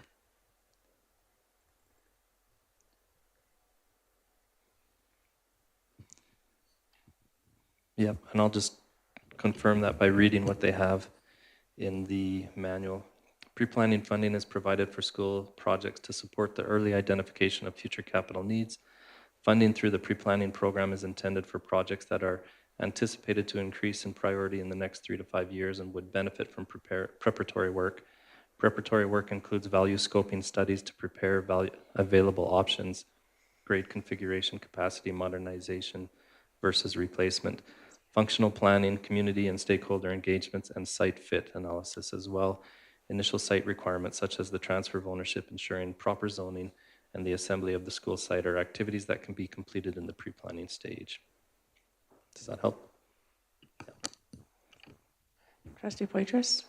So for clarity, we have changed the priority 1 project from pre-planning to planning because we currently have the dollars and we will be taking care of pre-planning in the next, well, I don't know, 1 to 18 months or whatever it's going to be until we get, so now we're starting to advocate for planning dollars. That's correct. Thank yes. And the funding manual, or sorry, the capital manual is online as well. You can search Alberta Capital Manual and it'll come up, and the process along with the little flow chart that was provided in previous meetings is there as well. So you can see what is the breakdown of planning, pre-planning, design, and construction, so forth. So, yep, go ahead. Thank you.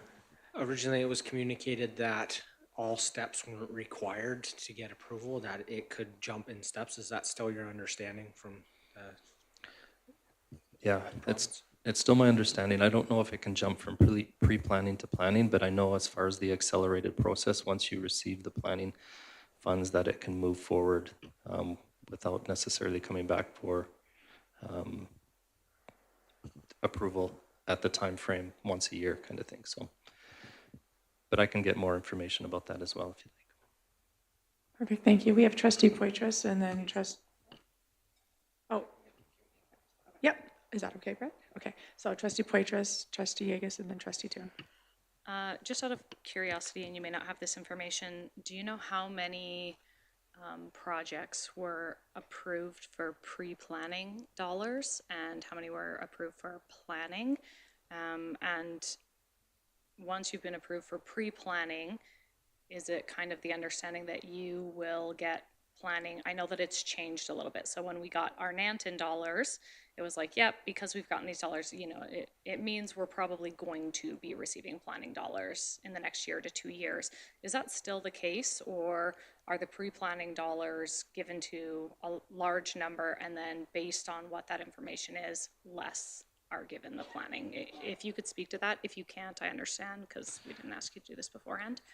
That's okay. I can't speak to how many received pre-planning funding. In fact, the announcement, to my knowledge, has not been put on the website. I've searched for it to see if we were actually receiving pre-planning dollars in advance of the letter that we received. So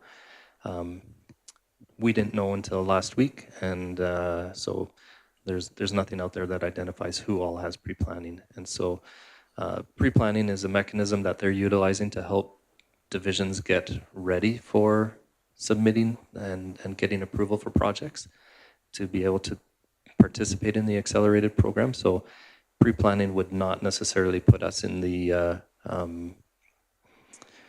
if there is a list, as far as priority list, we would still have to then submit that forward and be as part of our plan saying we're prepared and requesting for this project. So, yeah. Thank you, Trustee Yegas. Yeah, I have a question and then I have a comment. So is Nanton at the planning stage right now? Nanton has been approved for construction. Okay. Yeah. So they're at the last stage, the third stage. Yeah, we've received funding for construction Okay, phase. thank you. So the pre-planning one, which I remember you talking about this in the past, is that if you're ready with your scoping, you know, with all of the information that is needed, that if they decide to go on and do the planning part, which is almost guaranteeing, well, I should say almost, you know, nothing is a guarantee today in the world, so that you're going to go into your construction phase.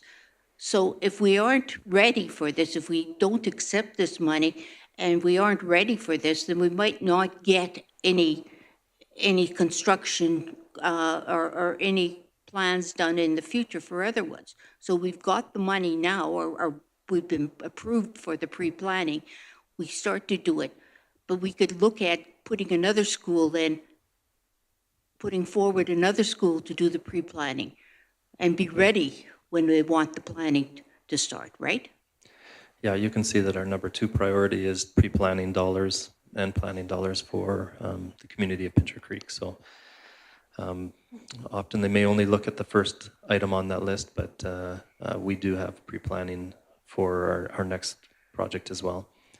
So I will say just after, you know, just to clarify it in everybody's mind, pre-planning is to do the things that I talked about. Once you receive planning dollars, now you're part of that accelerated project. It's based on the projects that are now site ready and to be able to do so. Madam Thank you, Chair, could I Trustee. request information? Sure. For Trustee Toon, are you okay? Yeah. Okay. Yeah, so I just, for clarity, I heard Mr. Perry say that getting pre-planning dollars does not ensure that you're getting planning dollars. It's just a way to help you prepare. But then I thought I heard Trustee Yegas say, when you get the pre-planning, you're basically guaranteed planning. Well, not guaranteed, but almost. So which is it? If you get the pre-planning dollars, does that bump you up on the list and make you pretty sure you're going to get it in the next year or two, or not? Like she said, there's no guarantee, but pre-planning is the first step. If you don't go through the first step, you're not getting to the second step. So pre-planning is the first step. It doesn't mean that we're in the queue as far as approvals. Once you get planning dollars, now you're potentially in the queue, and it's based on site readiness. Thank you. Thank you, Trustee Toon. You mentioned the opportunity for multiple approvals. It's my understanding that the government doesn't approve anything above the top. Like, they won't pick down your list. They won't look at priority 3 and say, we're going to approve priority 3 and ignore the first 2. Is that correct, that they can't pick further down the list without approving the top ones first? I'm not saying that they can't, but given the amount of requests that they received, the majority of their focus is on number 1 priority. Yeah. Thank you. Trustee Long? And the odds of having 2 facilities in the pre-planning phase are slim. I mean, there's components of the pre-planning phase that we don't need to get money from the government to do. Engagement of a community and things of that nature can be ongoing and done in advance of that. A scoping session is costly, and so typically we receive funding from the provincial government to do a scoping session, but it doesn't mean we can't engage the community and have conversations about the typical conversations that we would have about programming, needs, about what a school looks like in modern times in in this community and so forth. Components of a facility that they would like to see. Those are things that we would, and part of our plan was to do those anyways. And so we have looked at dates with regards to moving. If this moves forward, then we will propose dates as far as moving the community engagement forward as well. So, Trustee Gamber? Since we're all asking for information, my questions, so like a big board such as Calgary, for example, they're, like, would they have 10 items in priority 1 category, or how do they go and get approved for 15 all at once? so as of more recently, they created and initiated the accelerated program, and so the provincial government, and it identifies this in the capital manual, is there's certain criteria that increases you on the priority list. Enrollment is one of them. So if you're like 100% utilized, you potentially are going to get more than one school or project looked at. The schools in Calgary, Edmonton, they're so big that to just look at their number 1 priority probably would not be appropriate, whereas smaller jurisdictions of our size, they're going to look at our number 1 priority. So back to Trustee Toon's question, obviously they do look beyond the number 1 at the larger school boards, but smaller school boards, it's likely your number 1. Because it is true, Edmonton gets multiple approvals, Calgary gets multiple approvals. Most of it is based on enrollment, and there's a high priority on providing sufficient spaces for students when they're over full. Thank you. Trustee Toon? One of the other things that I've seen besides enrollment that kind of helps accelerate in the queue is health and safety. Has there been any discussion with our schools? Has been highlighted when original build to modernization after patchwork of add-ons and build-ons. Has there been any discussion about looking to see if it qualifies for any of that with the updated standards in air quality and air circulation? With old 2-story buildings, we know that that can be an issue, and with large footprints of, as I said, buildings built in phases, is that something that gets looked at in the pre-planning portion or before it gets placed on this list? So typically that would be part of our review process to identify the areas of need. We understand what the criteria are, and we take it pretty seriously, when we look at whether it's a health and safety, so it's not just using that word to promote something, but where there is something that is definitely of health and safety nature that comes up through our health and safety program, we certainly utilize that when we submit the proposals. But I would think we're looking at that even in advance of the pre-planning dollars and process.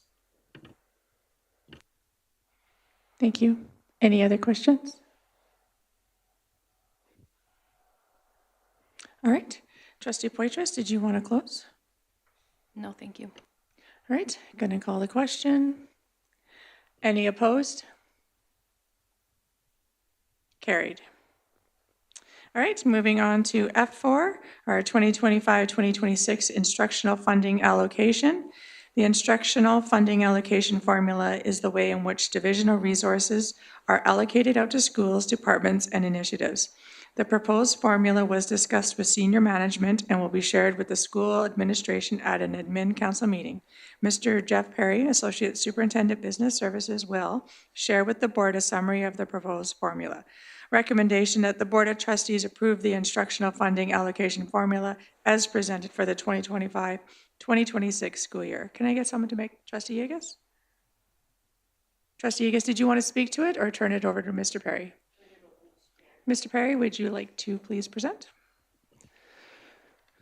You guys are all going to get tired of listening to me. I know I'm tired of listening to myself, but The draft instructional funding allocation formula is something that's brought before the board on an annual basis. I should have had Nikki change the wording on that because it already has been shared with the admin council group, the administrators, as well as our senior management. And it's how we determine how we will allocate resources to our departments, but more importantly, the instructional side of things.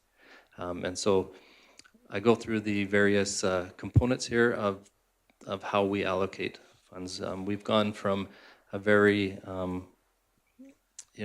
driven by enrollment numbers to more of a as-needs basis throughout this allocation process. We found in past that just providing schools with a dollar per number of students doesn't adequately meet and address the needs that some schools may have higher needs than others. And so for the most part, the focus is on the needs out at the school. And so when we look at this, allocation of teaching staff will be allocated to schools and programs based on an as-needed basis to ensure the areas of greatest need receive sufficient support.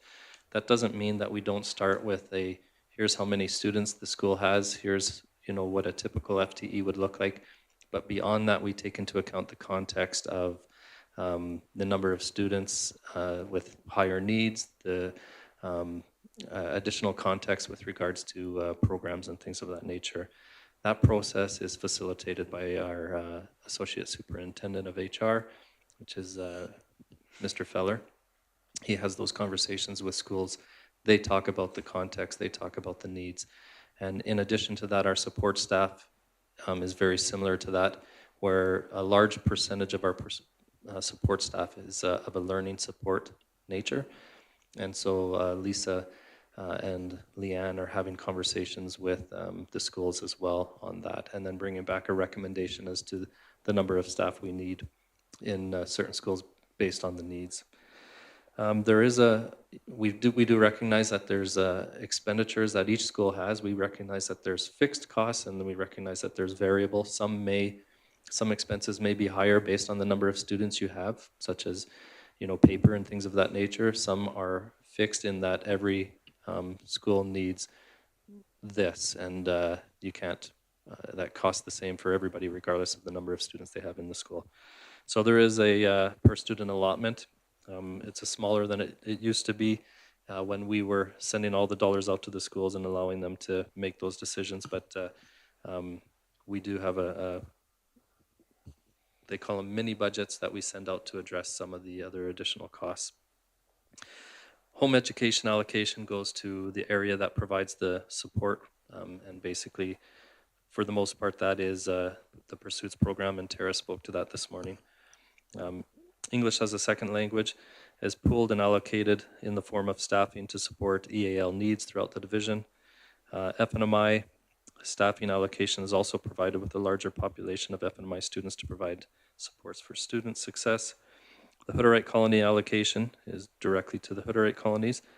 Small school allocation, so we do have a little formula that takes into account economies of scale, and that some smaller schools, again, have some of those costs that regardless of how big you are, you have to pay, and so there is a small formula for allocation out to those schools. International school allocation, for the most part, is allocated out through our staffing. I'll just say funds above and beyond the cost of the program are utilized to maintain current programming supports and for schools. Schools receive the basic per student allocation for students attending. Additional supports are considered where schools have a high number of international students, but we also provide a component to take into consideration in their staffing. And then just the final adjustments are made based on context, needs, and other considerations. So that is how it's been for quite a few years now. So I'll just leave that with you and see if there's any additional questions that come up. Perfect. Thank you, Mr. Perry. Any questions? Trustee Yegas? Do we have any small school allocations right now? Do we have any, sorry, what? Do we have any schools that have small school other than, excuse me, the colonies? Small schools? Yeah. Yeah, small schools would be So some of the small schools we would have would be Stavely, Granham, ISS, would all be considered small schools and would receive a component and through this. For the most part, actually, I'm not so sure about ISS, but for the most part, it's based on division. So you're compared to the formula takes into account the number of students you have per division. So Div 1, Div 2, Div 3, Div 4. And it'll compare the average and add 10%. And if you're lower than that, then you get a allocation. I remember Horace Allen used to have one. They don't anymore? Not to my understanding, because they would be they would have a high number of Div 1 students because they're only Div 1. Yeah. Thank you. Trustee Kimber? Thanks. Okay, so I'm wondering if you can speak to the Nanton modernization, new build, and the decanting, and then therefore obviously the staffing allocation that's going to happen up there, and potentially the overflow to surrounding schools such as Stavely, and how that is being addressed in this for next year. So that would be through the context of the needs of the school. So obviously, Mr. Feller would be having conversations with both schools. One of the things that's going to be challenging is we go based on what the projections are right now and have to adjust based on what actually happens. So if there is a flow from one school to another based on the modernization, then we would take that into consideration when we know that. And we may not know that until later on. But right now, the allocation is based on the numbers that we currently have that have been projected. So, but in addition to that, like I say, we know of the modernization that's occurring. Conversations around context will be had through the administration of the schools with Mr. Feller, and that will be taken into consideration as far as additional context goes. Does that make sense? Perfect, thanks. Any other questions? Trustee Toon? I know that this has come to the board for approval the last few years. Is there anything that has substantially changed as we've had this program? Other than funding? Other than funding, for like the structural that we have control of as a division? No, I mean, nothing necessarily has changed. Nothing in this formula has changed. That's why we take it to the administrators as well to get their feedback. And you know, one of the things that, you know, we've looked at over the last few years is international, how we utilize the international to support the schools. And, you know, whereas before we allocated a certain amount per student to the school. And, but we found that by doing it through the staffing component and a per student fee, that we have the ability to put those dollars where they're needed most. And that's one of the changes that would have been over the last few years, but not from prior year to this year. It's the same. So to be clear on that, there's more that's pooled in the resources for the international students, and that's allocated out to the areas of needs then? Yeah, it's allocated out through the programs that we provide to the school. First through the student, then through the staffing, and anything remainder would be central supports that we provide to them.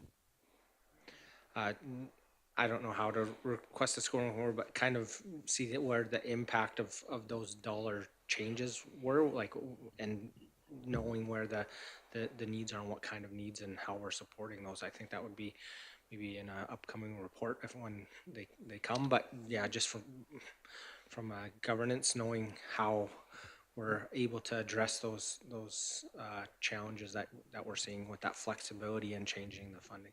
Mm-hmm. Okay. Thank you. Any other questions? I just have a quick question. In looking at, in the past, we have looked at parent surveys and asking them what their priorities were within their schools. And I know we have used that in the past in looking at our budgeting, and our individual schools will look at that as what the parents see as prioritizing. And so I just wondered if when we're doing this, that they still are looking at and maybe when the last time our parents were surveyed? As far as, so this is how resources are allocated to schools, right? And so are you talking in relation to the overall budget or supports in schools? And when the last survey that went out would have been a couple of years ago with regards to that, last year. Sorry, yes, I guess when I'm looking at, because you've shared this with administration, and so now they're going to be building their budget based off of the allocations and stuff like that, and so I just wondered if the parent context, I guess, so maybe that's the different conversation. Well, one of the things that we require of principals is to share their budget with their school council, and a school council is obviously a consultation process where they provide feedback and so forth, and then ultimately the principal has to make the decision with regards to the resources that they receive. But they would be, the principals are having those conversations with Lisa and Leanne and Richard with regards to what the needs are out in their schools. And I mean, some of that would be based on some of the feedback they receive from what they hear from school council as well. Thank you. Any other questions or comments?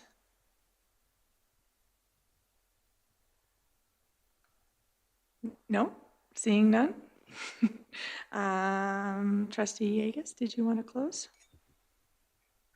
I'm fine, thanks. Okay, I will then call the question. The recommendation that the Board of Trustees approve the instructional funding allocation formula as presented for the 2025-2026 school year. Any opposed? Carried.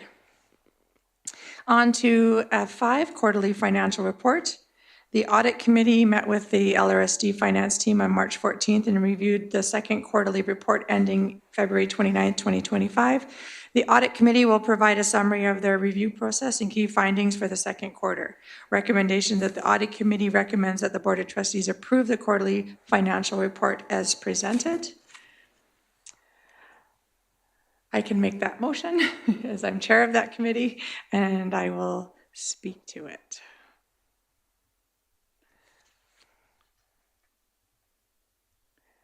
All right. So yes, second quarterly financial report. We met on March 25th. Oh no, that's today. When did we meet? February 28th. No, I'm reading it wrong. Let me just read what's in here so I get my facts straight. Okay, so audit committee report. Report for the 6-month period ended February 28th, 2025. 50% of our fiscal year and 60% of our school year. We met with management on March 14th, 2025, and we reviewed in detail revenues and expenditures by object, by program, and schedule of net assets. Audit committee report, our responsibility is to review in greater detail the financial results up to February 28, 2025, report to the board the results of our review, including any areas we feel the board should be aware of. Our review and report, we spent 2 hours meeting with management to review in detail the financial results. Management provided a thorough review and answered all committee members' questions and inquiries to the satisfaction of the committee. The committee is pleased to report that we are confident that the financial report for the second quarter are accurate based on our review. Our financial position at the end of the second quarter, there is a decrease in the financial position of $615,387 from prior year. And at this point, Mr. Perry, are you doing the rest of the report? Okay. So I will now turn it over to Mr. Perry to take you through the rest of the slides. Mr. Jordan Gunderson sends his regrets.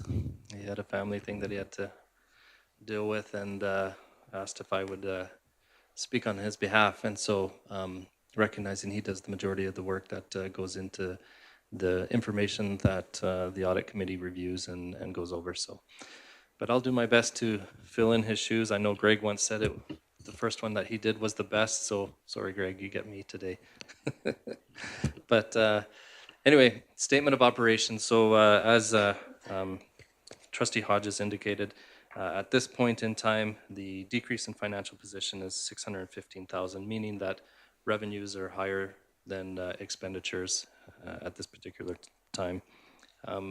This chart that you see here, or this table, will take you through where we are as of February 28th, 2025, what we originally budgeted, what we would expect to have seen expended at this point in time, what our actual is at this point in time, and then what the variance is. So you can see that 2025 budget, we call for a deficit of 313,000 overall. We're currently, or what we would expect at this point in time, is a deficit of about 595,000, and I'll just explain that a little bit. Our revenue, for the most part, from provincial government is received over 12 months, and a lot of our expenditures are over 10 months.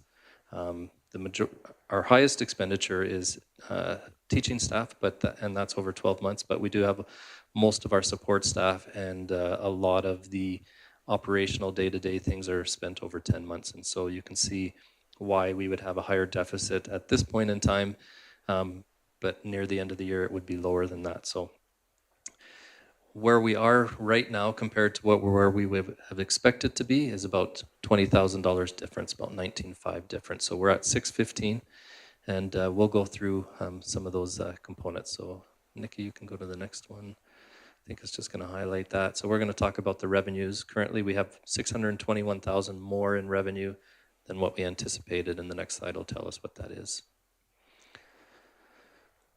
So revenues, the first revenues, sorry, I moved away. Government of Alberta revenues, the majority of the revenue that we receive is from the province. We're $153,000 over, which is made up of, everybody remembers the announcement in the summer where we received additional funding by the government that we had not taken into account in our budget because we didn't know we were going to get it until August. So 169,000 of that revenue that was announced in the summer is above and beyond, and we've recognized that money and we've received it. In addition, we didn't know whether we'd get funding in the low incident support, mental health, numeracy, and literacy, and so we have $160,000 more than what was budgeted. Along with those comes the expenditures, so those are pretty much in and out revenue and expenses, so we'll see that we have higher expenses related to those areas as well. One of the areas where we've gone down in Government of Alberta, it's not that we haven't received the funds, it's that we've deferred them until we use them. And so what Jordan is saying here is prioritize spending of other nutrition funding first. We defer the Alberta education and then we use that second. We intend to use that for the rest of the year, but it's been deferred and not recognized until we expend it. And so there's a decrease in the revenue that we originally budgeted there.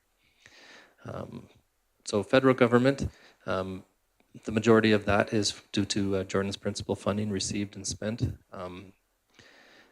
Currently, it's covering 6.35 teachers and 21.5 support staff. So 330,000 of the additional funding that we didn't know about. Of the Jordan's principal we knew about when we went into budget, we budgeted for. What we didn't know, we didn't budget for because you didn't know, right? So we do have expenditures that we're still incurring. We'll talk about those in a minute. But the 330 is for Jordan's principal. With the changes that have come to Jordan's principal's dollars and boards not being able to access those in the future, we had some outstanding applications that we hadn't known if we were going to receive funding or not for the current school year. And then the changes came to the Jordan's principal dollars, and we weren't sure if those outstanding applications would just, we are moving on and dropping those, or if they would still be processed and potential dollars would come. Has there been any update on that? Or if I'm remembering it incorrectly, please feel free to let me know that. Do you want to speak to it or you want me to? I'll let Richard. What's that? I could speak to it, but I'll let you. Yeah, so the two grants that are out there are still outstanding. We have not received word on whether or not they will be supported going forward, but we have a contingency plan to address any of those dollars that have been allocated out to support First Nation students in the schools as they are right now.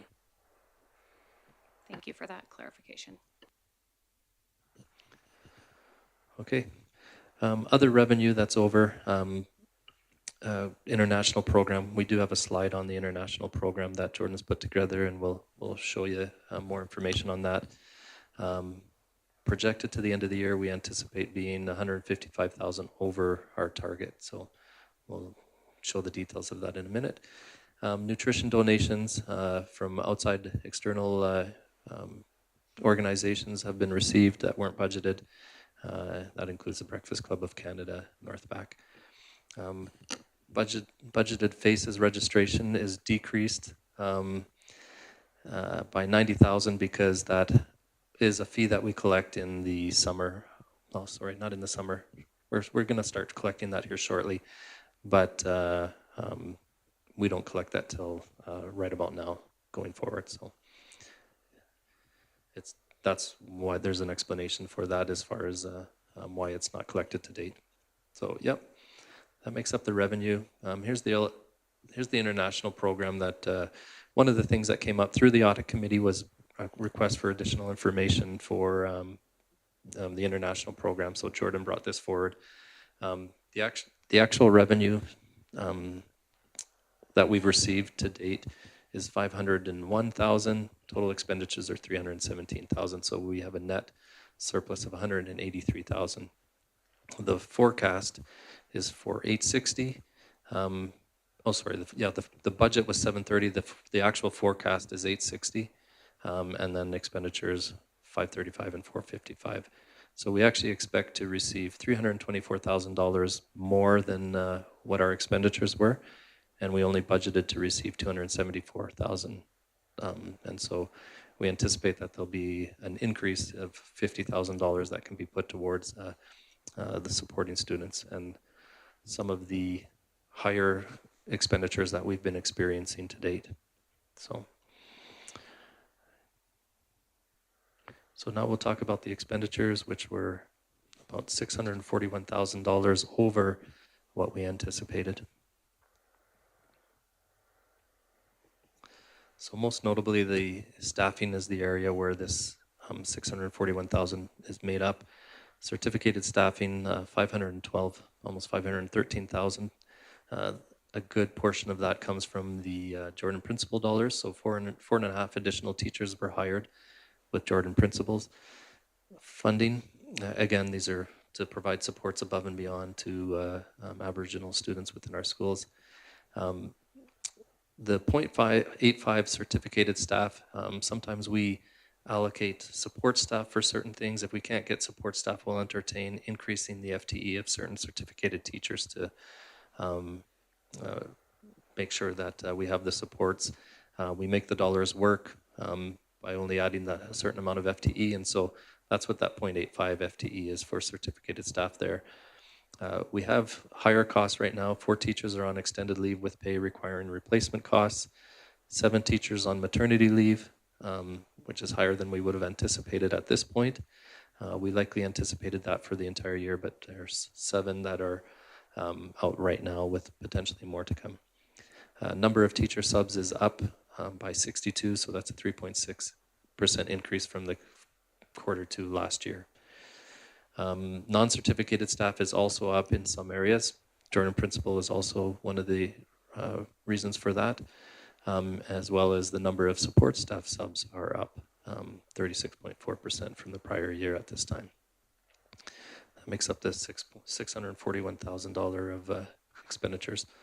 We'll see on this slide that we're actually, for services, contract, and supplies, if you look at the very bottom, we're 47.2%.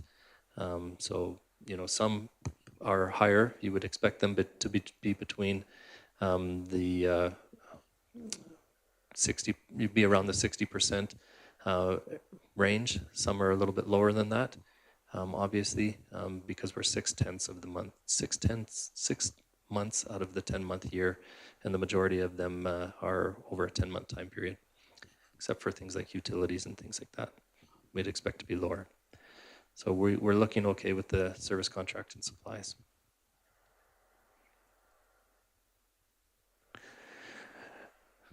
One of the final areas is amortization. Amortization is a little higher. Some of the things that were purchased not taken into account in our budget is prior to the end of the year, we had purchased a new truck, bus, and obviously the opportunity for the transportation maintenance shop came up. So our practice is to begin amortizing the capital object in the month that we receive it. And so we do it on a monthly basis. So as soon as we acquire that asset, we begin amortizing it. So that wouldn't have been taken into account on the budget at this point, but it is taken into account when we look at what we had available to purchase. So change in asset retirement obligation loss estimate was also something that we had to shift on as well. That was part of the financial statement, audit financial statement, where you have to do a reassessment of what the estimates are, and so the amortization increased there as well. Next item. So Kathy, we have to keep moving you around so we can see the table. We began our operating reserves at 1.7 million. That's 3% of our operating expenditures. As of quarter 2, we're at 1.94. So obviously, if you have a deficit, and that's going to utilize some of those resources, we anticipate that deficit to be lower and move back closer to where we anticipate in the budget. So closer to 2.52, but there are some things that may make it so that we don't get quite that far back up. So just a schedule of program operations. You can see what our current deficit is and what area it's in it, or our surplus, and then you can compare that to the prior year. So instruction, we're at a $488,000 deficit, and maintenance, $255,000 deficit, transportation, $100,000 surplus, and then the board, we're about $15,000 surplus. The prior year, you can see, was less or more than that, depending on what the area is. When we look at the overall deficit forecast at the end of the year, we anticipate a $530,000 deficit. The budget was $525,000, so we're close to where we should be. There are a couple of things that need to be taken into account: collective agreement negotiations, and we still haven't received our profiles from the government to identify whether we have an adjustment that we have to make for the weighted moving average, which we don't anticipate to be big one way or the other, but nonetheless we don't have that and can't take that into consideration until we know what it is. One thing that the audit committee also felt was important to note was the change for Jordan's Principle. Jordan's Principle has changed how they distribute the funding to provincial school boards going forward. And so although that was dollars that we received above and beyond for additional Aboriginal student needs, to accommodate those, these funds will not necessarily be accessible to school boards going forward. And so the need to assess the impact of the reduced FTE that has been used to support these First Nation students will be something that we'll have to consider going forward. So those are I think that's it. Yeah. So that is the quarterly report. Do any committee members have any additional comments, or is there any questions that the board would like to ask? Trustee Kimber? Yeah, as a committee member, I wanted to just point out or celebrate, I guess, the international budget piece of this. We heard, and there's been conversation on the board about doing more of a deep dive into certain sections of our budget and having more of an understanding for everybody. So I think that I'm hoping it's appreciated. We'd love to hear feedback, and hoping we can maybe put more of those kind of deep dive pieces in going forward. Trustee Toon's hand is distracting me. I apologize Trustee for the Toon. distraction. No, that was on my list to thank the committee. Thank you, Trustee Gimmer and the committee for asking those questions and then bringing forward what that ask looked like, because I think that helps. Like like you say, inform the entire board, and you guys get to have the full and in-depth discussion and ask all the hard questions, and then we get to benefit and copy off your homework. So good job. Thank you. Trustee Gimber? Oh, I'd like to add one more piece. It was the cafeteria one. It was something shocking that I noticed on the revenues piece is how much more than what was projected. I mean, it's not substantial in terms of our large budget, right? But it was because we brought the square machines, I guess, into the cafeterias that it's made quite an impact to the revenue of the cafeterias at the schools. Yeah. Thank you, Trustee Gimber, for bringing those two. They were good conversations we had at the audit and knew that, well, we were hoping the board would appreciate that piece of it. So yes, Trustee Poitras? Yep. As we have a decreasing budget, and we recently talked about a 4-day school week to save dollars, and we're looking at ways to make sure that we don't have to have bigger class sizes and using our budget efficiently. It's really important that these pieces do come forward because we have a lot of excellent programs in our division. We own the Peaks campus. We have a large international group. We have our FACES program, our Pursuits. But all of those things can sometimes be seen as, why are we investing dollars into these extra things that are good, but couldn't we just keep those dollars in the classroom and have smaller class sizes? But to have this deep dive and to be showing on our public reports, like these are not only like self-sustaining, but also bringing in additional dollars to our division. We're not only offering these wonderful programs and these initiatives, but we're also using them to generate funds so that they are paying for themselves and bringing in additional dollars. So I think that that's really important at this time in our school division when we are really facing some financial struggles, to make sure that it's clear that these are things we are developing and providing to make sure we're meeting every student where they're at, and also using our dollars fiscally responsible and creating programs that are meeting the students, but also being able to generate funds and be self-sustaining. So I do appreciate that and hope that we can highlight those in the future as we hear people feeling concerned about some of those things, because it's something that our division is wonderful at doing and our students really benefit from those things. So thank you. Thank you. Any other questions or comments? Trustee Yegas? This isn't about the current budget, but I was just wondering in the future if we're going to hear or what the Alberta budget and how would it, what effect it's going to have on our budget and the current one. And also, now that the carbon tax has been removed as of April 1st, how that's going to, is that going to have what the effect that's going to be? Yeah, just in short, I mean, we're anxiously awaiting what the our profile will look like. We have an understanding of what we think it means to us, but until we know what the profile is and the funding manual, it's hard for us to know with certainty of the impact for us. But in addition to the carbon tax, inquiries have been made to the provincial government as to what that might mean as far as where we might see some savings and so forth in that. I know ASBOA, I'm sure Cass has done the same, but ASBOA is looking for feedback from the provincial government so that we can, take into consideration what that means in our budget and so forth. So, but yeah. Any other questions or comments? All right, seeing none, I just would like to thank our public members for being part of this committee, Martha Radcliffe and Marilyn Welsh. We really appreciate having their eyes on the budget and hearing their comments and questions around it. So I'd like to thank them publicly for being part of this.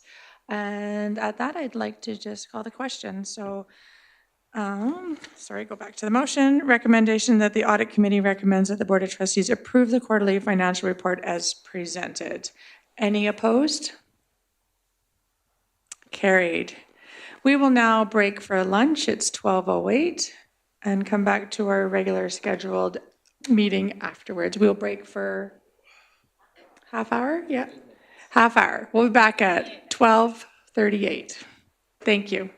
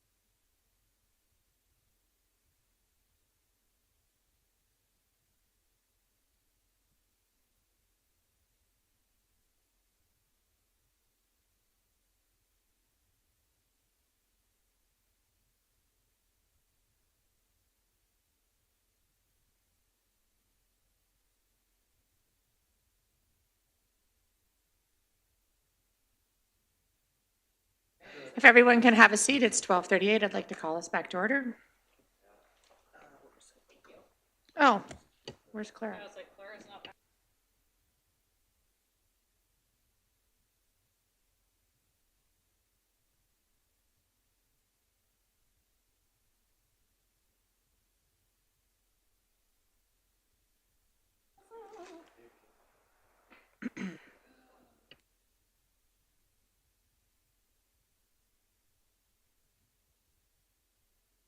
All right, everyone, I'd like to call us back to order. It's 12:38.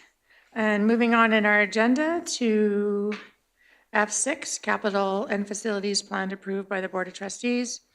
The following was posted on the Livingstone School Division website. The 3-year capital plan was sent to Alberta Education on April 1st. Will be sent to Alberta Education on April 1st. Livingstone School has been a priority project since Nanton was approved for construction by Alberta Education and Alberta Infrastructure. Capacities and facility plans approved by the Board of Trustees posted on March 27, 2024. Sorry, I guess, good question. Kathy, are you online?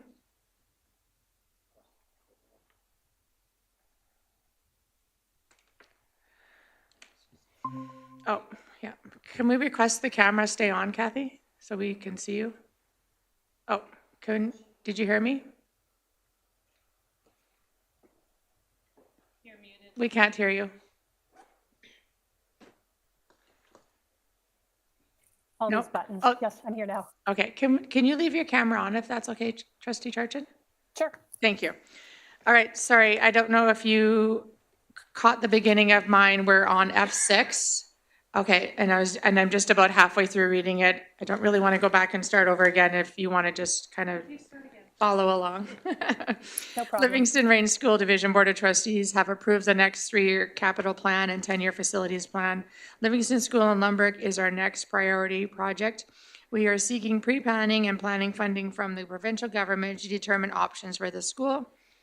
The original Livingston School was built in 1902 with additions in 1959, 1968, and a modernization in 1992, along with the removal of the original building. Currently, there are 256 kindergarten to grade 12 students at the school, which is also home to the Livingston Ski Academy. For the 2024-2025 school year, a projection of 258 students will be enrolled.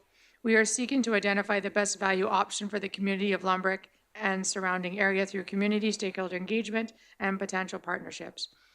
We anticipate these conversations in the fall of 2024. As of yet, there has not been any movement towards pre-planning through community engagement within the communities served by Livingston School.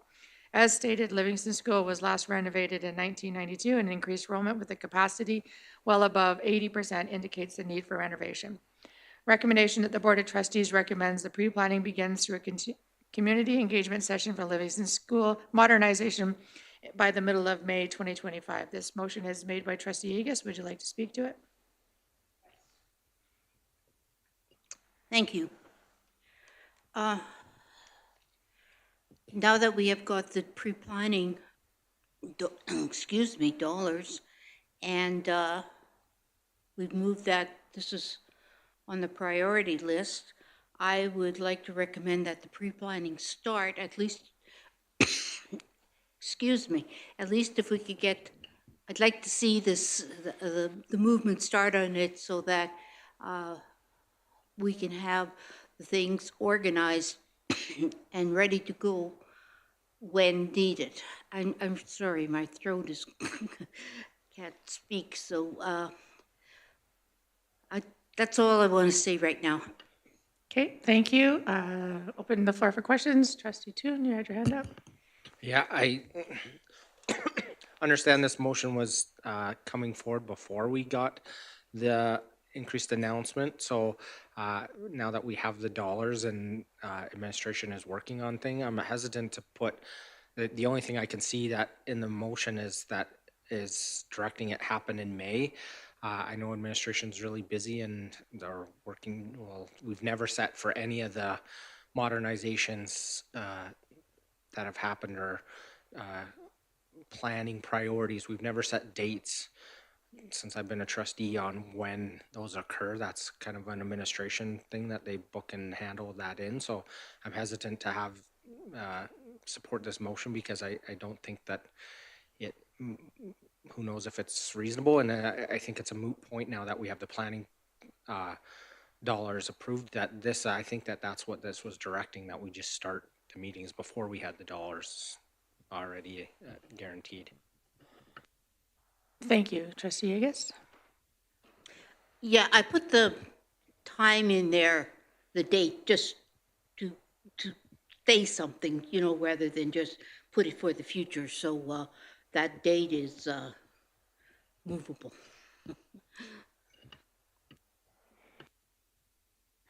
Trustee Long? I was thinking of making an amendment and removing the date, session for Livingstone School modernization, period. We have an amendment on the floor. We'll vote on the amendment, just that the Board of Trustees recommends that the pre-planning begin through a community engagement session for Livingston School modernization, period. Was that correct, Trustee Long?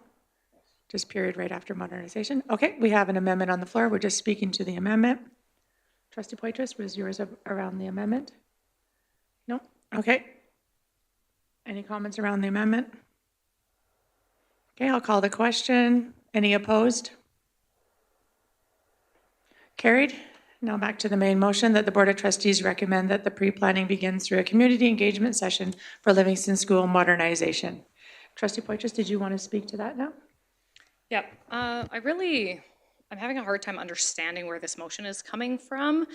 Our capital plan specifically says that, you know, we are constantly and always working on these things. So we were constantly working on Nanton. We didn't, through board motion, say, can you do another engagement session? Can you do this? Can you do that? We have our number one priority in our capital plan, and we are constantly working towards that. Now we have pre-planning dollars. We'll move forward with the pre-planning phase. And so I don't really understand why there's a need for this motion, because it's the natural order of things. This is the work of the board and of the administration team. And so I don't feel that this motion really has any merit, because if we start doing things like making motions to say, hey, can you have an engagement session, if no one sees a motion in the next 3 years that says have another one, or have engagement sessions in all the communities, or then they might feel like, well, you're not doing any work. You had one motion to do one engagement session. But there's a process that they go through, and we could be in this phase for 6 months, or we could be in it for 6 years in the pre-planning phase. So for me, I don't feel that this motion has merit, and that this is the natural work, and we don't need to get into the habit of making motions to move the work forward and setting that precedent. Thank you. Trustee Trustee Long, you had your, okay, Trustee Yegas? The reason the motion was put on here was that we could start the process so that it's out there, that we know we got to start the process. I know there has been issues in the past with communication when we start to do planning or pre-planning, and I put the motion forward so that we know that we can start this planning, and whatever I put a date in there just to start it. But yes, I just like to make sure that this process is going forward, and that we all are aware that the process is going forward. Any other questions or comments? Trustee Poitras? Yeah, I would just reiterate that we don't need a motion so that this moves forward. We've already heard from administration today that pre-planning can also be happening in our other communities, like in Pincher Creek, and that there's pre-planning that can happen before we get pre-planning dollars, and pre-planning that can happen after we get pre-planning dollars.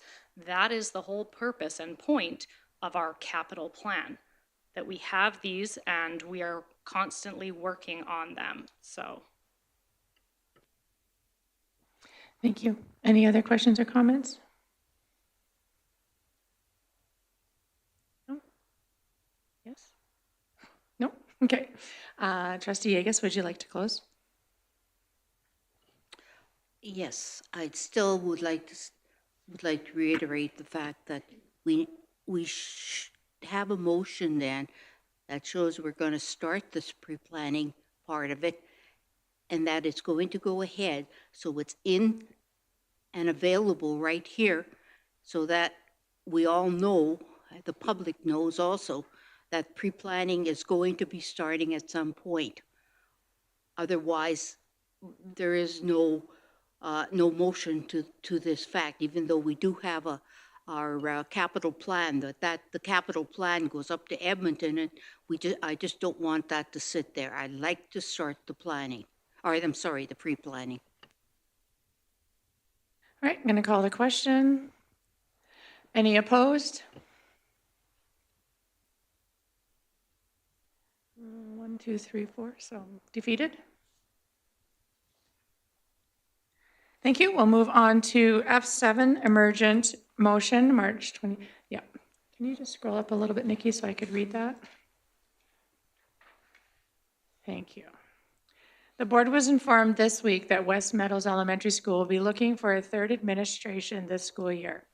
In this unprecedented time, with significant changes to administration throughout the Livingstone Range School Division, the implementation of a policy for the recruitment and selection of personnel is timely. However, creating a new policy is a lengthy process. With the upcoming changes to our administration at division and school levels, setting the direction to create an interview panel for the appointment of candidates to the position of principal and vice principal is urgently needed now and should be in place before any new principal and vice principal roles are filled. Therefore, this motion is emergent. The motion: the board believes strong leadership and administration at the division and school levels are essential to the effective and efficient operation of the division. There are many school divisions in Alberta with a Policy 16, the recruitment and selection of personnel. While they all have unique characteristics for their division, the commonality is their boards believe that the recruitment and selection of our division administrative personnel is a shared responsibility between the board and the superintendent. Attached are Policy 16 from Rocky View Public School Division, Policy 16 from Red Deer Public School Division, and Policy 16 from Westwind School Division. The Westwind School Division is often used as a comparison due to its location and size being similar to LRSD. The Livingstone Range School Board recommends Trustee Gimber, were you wanting these to be broken down into 3 different motions and deal with them individually, or is this an all-encompassing motion?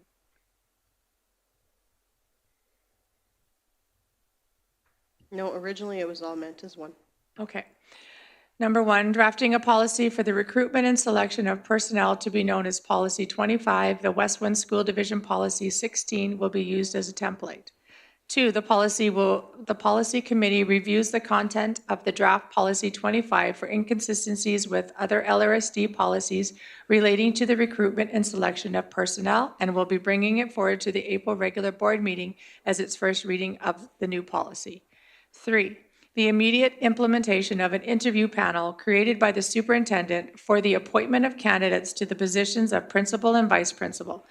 The panel shall include board representatives who will be the local trustees where possible. The final selection will be made by the superintendent. Trustee Gimber has made this motion. Would you like to speak to it? Yes, please. Thank you. Okay, so originally the intent behind the emergent motion was to get the interview panel in place right away, created by the superintendent, where the final selection is still the superintendent's responsibility, but that the trustees in those areas have insight that may not be known by those that are doing the interviews. And there's lots of other school divisions that have this kind of policy already in place. And in fact, it's actually known as Policy 16 in the 3 that I brought up. So it must be a commonality that was out there at one time.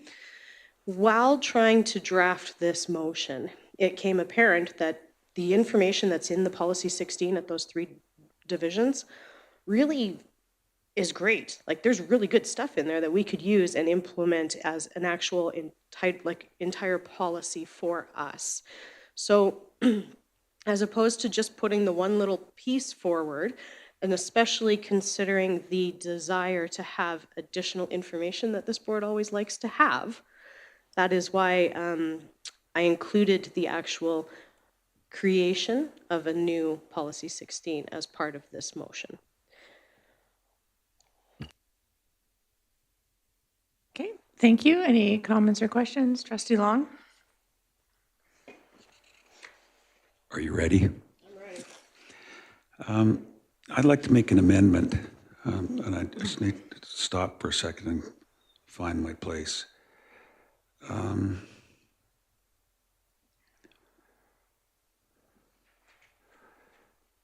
Oh, yeah, okay, so number 3, the immediate implementation of an interview and advisory panel. So add and advisory. And I think that makes it perfectly clear that the trustees certainly have their opinions, and the trustees certainly have their views. We represent the people who have elected us and our wards, and we're in contact with those people. Many of the trustees here went to school in those wards and live in those wards, so they know the people. So I appreciate the fact of trustees having input, listening to the interview, and giving their opinions to the superintendent before he or she makes their decision. And that last sentence is very important. The final selection will be made by the superintendent. So I would like to add in there of an interview and advisory panel. I just think that clarifies things. Okay, so we have an amendment on the floor. It falls under point 3 that adds advisory after interview. Thank you. The immediate implementation of an interview and advisory panel. So we're just speaking to the amendment on the floor right now. Any questions or comments?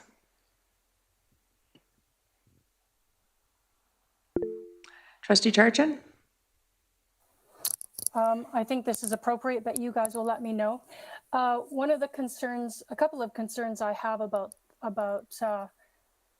the idea of the whole panel is a few So parts sorry, of it. Kathy, it is just around the amendment and adding in advisory. So, I mean, if you want to speak about the whole panel, then you can do it if this passes or not, or is that still what you're talking about? I'll wait. I'm not sure if it is or not, so I'll just wait. Okay. Thank you. Any other comments? Okay, seeing none, we are just voting on adding and advisory after interview panel. I'll call the question. Any opposed? Seeing none, carried. All right, now that is part of the main motion. Trustee Charchin, did you want to speak to it now? I'll wait a bit. Thank you. Okay. Trustee Yegas?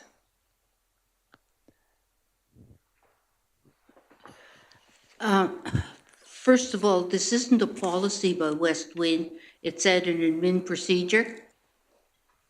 So it is in fact a policy. If you go on their website, it is in their policy section right between their, hold on. Do they have policies and admin procedures put together? In some cases, they do. This is actually under their board policies and administrative procedures section on their website. Okay. And if you click on board policies, number 16 is smack dab in the middle of school closures and student transportation services, which is 15 and 17. So it's a policy. Thank you. Also, we do have an admin procedure 419 on school-based admin appointments, which states right out how this is going to be made, how would you get an appointment by that. And Hope I didn't dream this at some time, but I thought at one point that we had a discussion about trustees being on committees uh, to select administrators, I'll let Brad. and that was defeated, if I remember correctly. Yep. Thank you. I couldn't find that in the minutes, Okay. but yeah, so and that was done within this year. It's been over a year. Yeah. Okay. Was it over a year now? Okay. Thank you. I remember talking about it, but I couldn't remember I couldn't find it in the minutes anywhere this year. Okay, thank you. Okay. I'd just like to point out that there is an admin procedure on this, and that with the word advisory in this, that does change it, but I do think that we have to be careful with getting the board involved in what is an administrative area rather than generative, or I'm sorry, the one for the board. It has to be something. Governance? Pardon? Were you thinking governance? Is that what you're trying to Thank you. say? Okay. Yeah, thank you. A governance area. I think we have to watch, we're not stepping over the line. This is very important. And I do think that, the superintendent and who's ever doing the interviews should be asking the trustee about, things. But I also think that this is a matter for central office, for the superintendent and the rest of the central office. Thank you. Okay, thank you. We have Trustee Toon. Thank you. Appreciate Trustee Gimber bringing this forward. It was highlighted that it has been over a year, and my understanding that is at every organizational meeting, it becomes another year. In fact, even if we weren't before that it would become another session of the board, and that things could come forward again for discussion and debate. I appreciate Trustee Gimber bringing forward the policy aspect. I think that's what was missing in the last one, and I brought this forward previously. There was questions about policy, but we didn't have references to policy there, and I think it really helps solidify seeing that, what other boards do. I think that board policy supersedes admin procedures, and that the administrative procedures are guided by what the board sets in the policy. I think this is a huge area for opportunity of growth and trustee governance, where this can help get our community needs met by having board members present that, as Trustee Long said, that are familiar with the schools, that are familiar with the communities, that can help portray those needs. And then when we make these big decisions where the principal sets such a huge tone for the education, and not just in the schools, but in the communities in general, I think it's such a key area for us to have the ability to help support that by having our presence there. So I 100% support this, and I thank Trustee Gimber for bringing it forward. Thank you, Trustee Toon. Trustee Charchin? Thank you.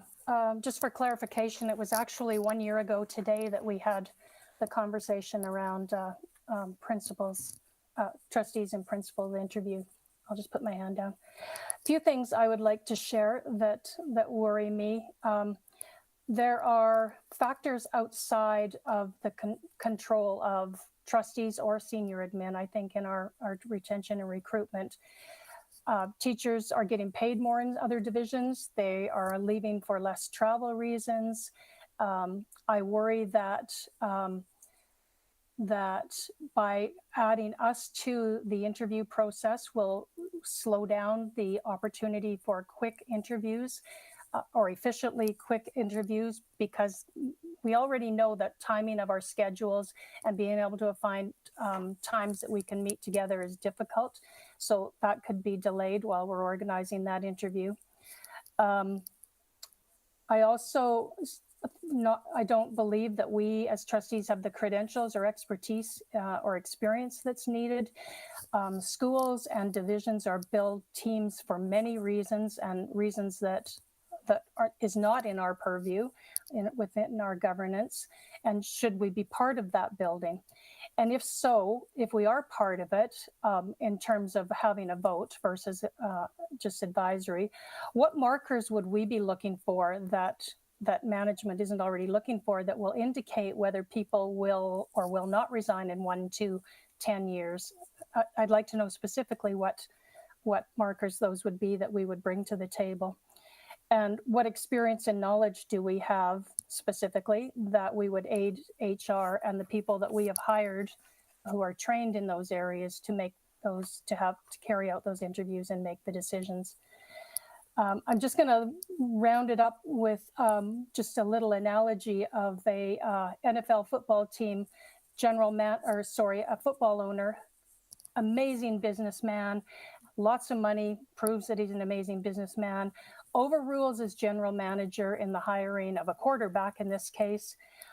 The general manager that he hired, who knows how to build a team, who knows strategies of the game inside and out, who understands contracts, who knows how to get the best out of these highly skilled, highly played players. And finish it up with the question that if you've never played the game, should we be managing the team? So for those reasons and a few more, I would not vote in favor of this motion. Thank you, Trustee Charchen. Trustee Poitras? Yeah, thank you. So I know that this has come up in the past, and it's something that I have thought about a lot as well. And so when I think about this, and if I've never played the game, should I be managing the team? Well, I mean, we all sit here as governors of a school division. And many of us have never worked in a school division, and yet here we are governing it. So I think there's significant training that happens for us to be able to do the job that we do. This does happen in other school divisions. The question I ask myself is, what problem are we trying to solve by moving in this direction?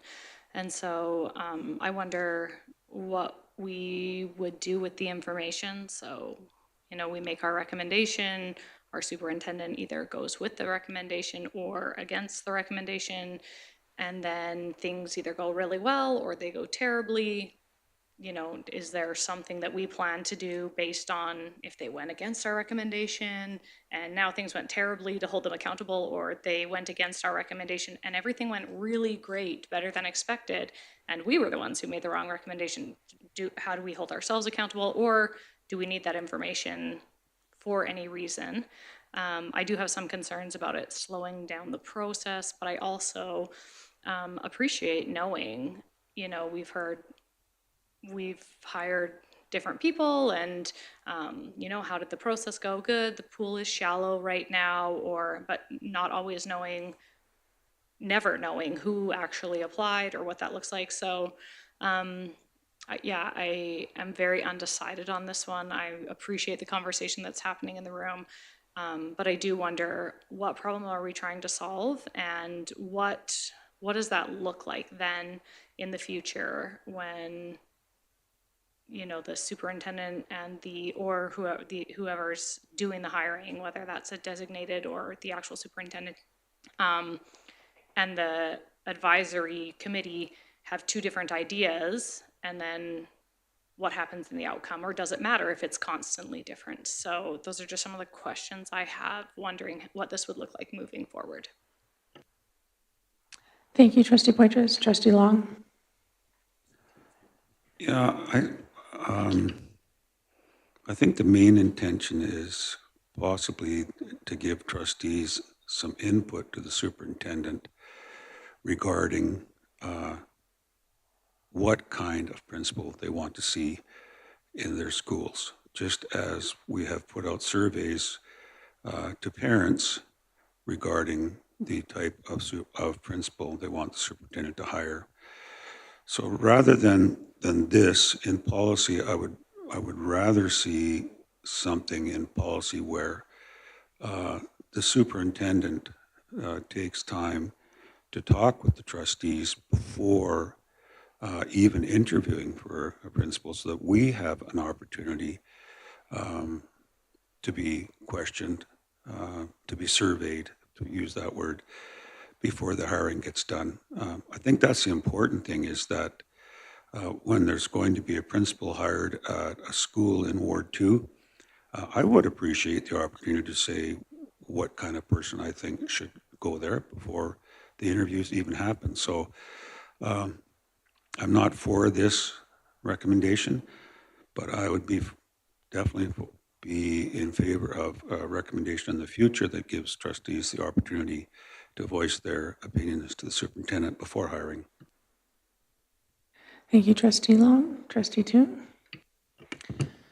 Thank you, Madam Chair. The question was raised, what problem are we trying to solve? I think it's the ability for trustees to give correlated input where it's not a recommendation. Where it's an advisory, you speak with the other trustees that are involved with this in other jurisdictions. They say this is one of the highlights of them being a trustee.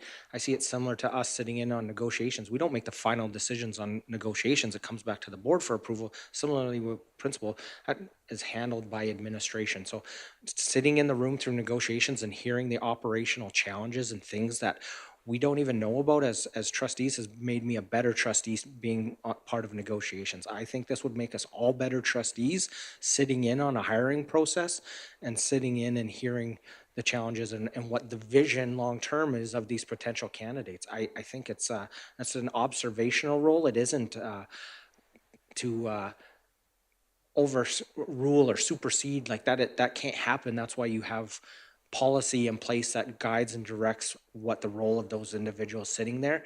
As for slowing down the process, you look at the composition of the board, we have 7 trustees. If one trustee can't make it, there's multiple that are familiar in the ward that could fill in at any time. I don't think that if anybody doesn't feel comfortable sitting in on that from prior experience or because of conflict of interest or what have you, there's the ability for those trustees to not put their name forward and bow out. So I look at this as a huge opportunity for us to look at what other divisions are doing and make it our own to fit our needs. Like this, by creating the policy, it ensures that we do this.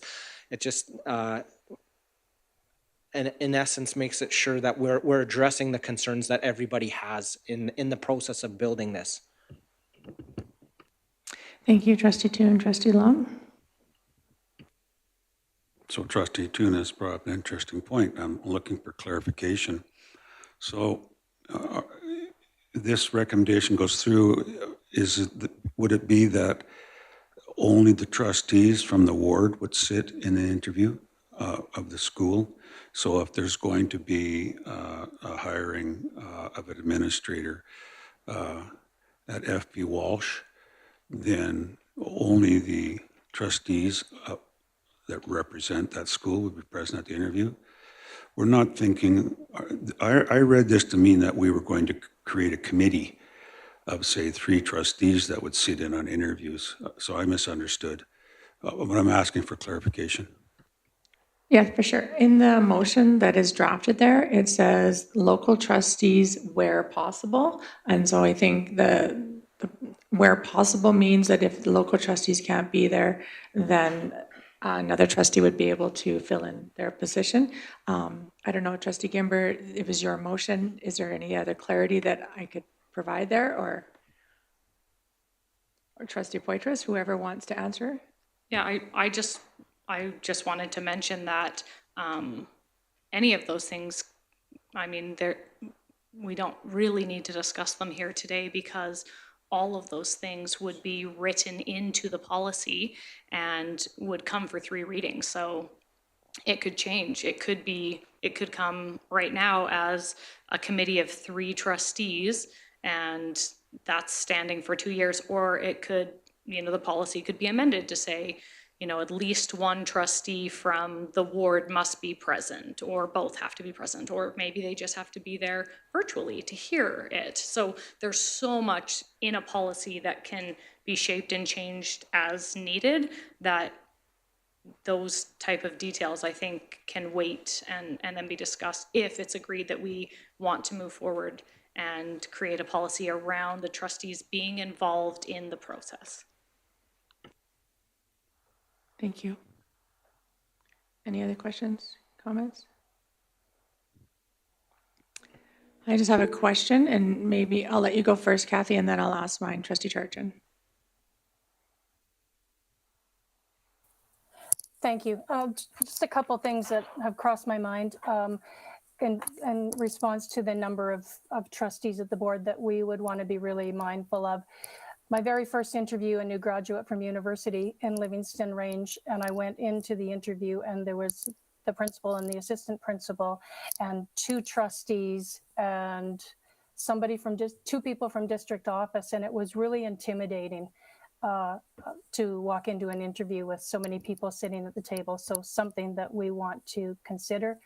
And we continually focus on our fiscal restraint. We need to also recognize the extra costs that would go with trustees being part of the interviews. Thank you, Trustee Charchin. Listening to the conversation and the 3 parts of this, drafting a policy is one part, and we had a great discussion around that. I guess I'm seeking clarity around the immediate implementation of an interview and advisory panel created by the superintendent for the appointment of candidates for the position of principal or vice principal. I guess are we leaving that strictly up to the superintendent? And I support having input on that. I'm sorry, I'm just seeking some clarity around point 3. Whoever wants to answer that. Trustee Gimber? So point 3 is literally number 5 in the West Winds policy. So the idea was that it be put into this motion now so that it goes into place now. And we don't have to wait potentially 3 months or into the fall for this entire policy to pass.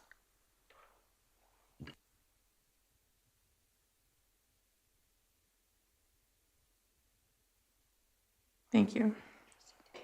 Trustee Toon?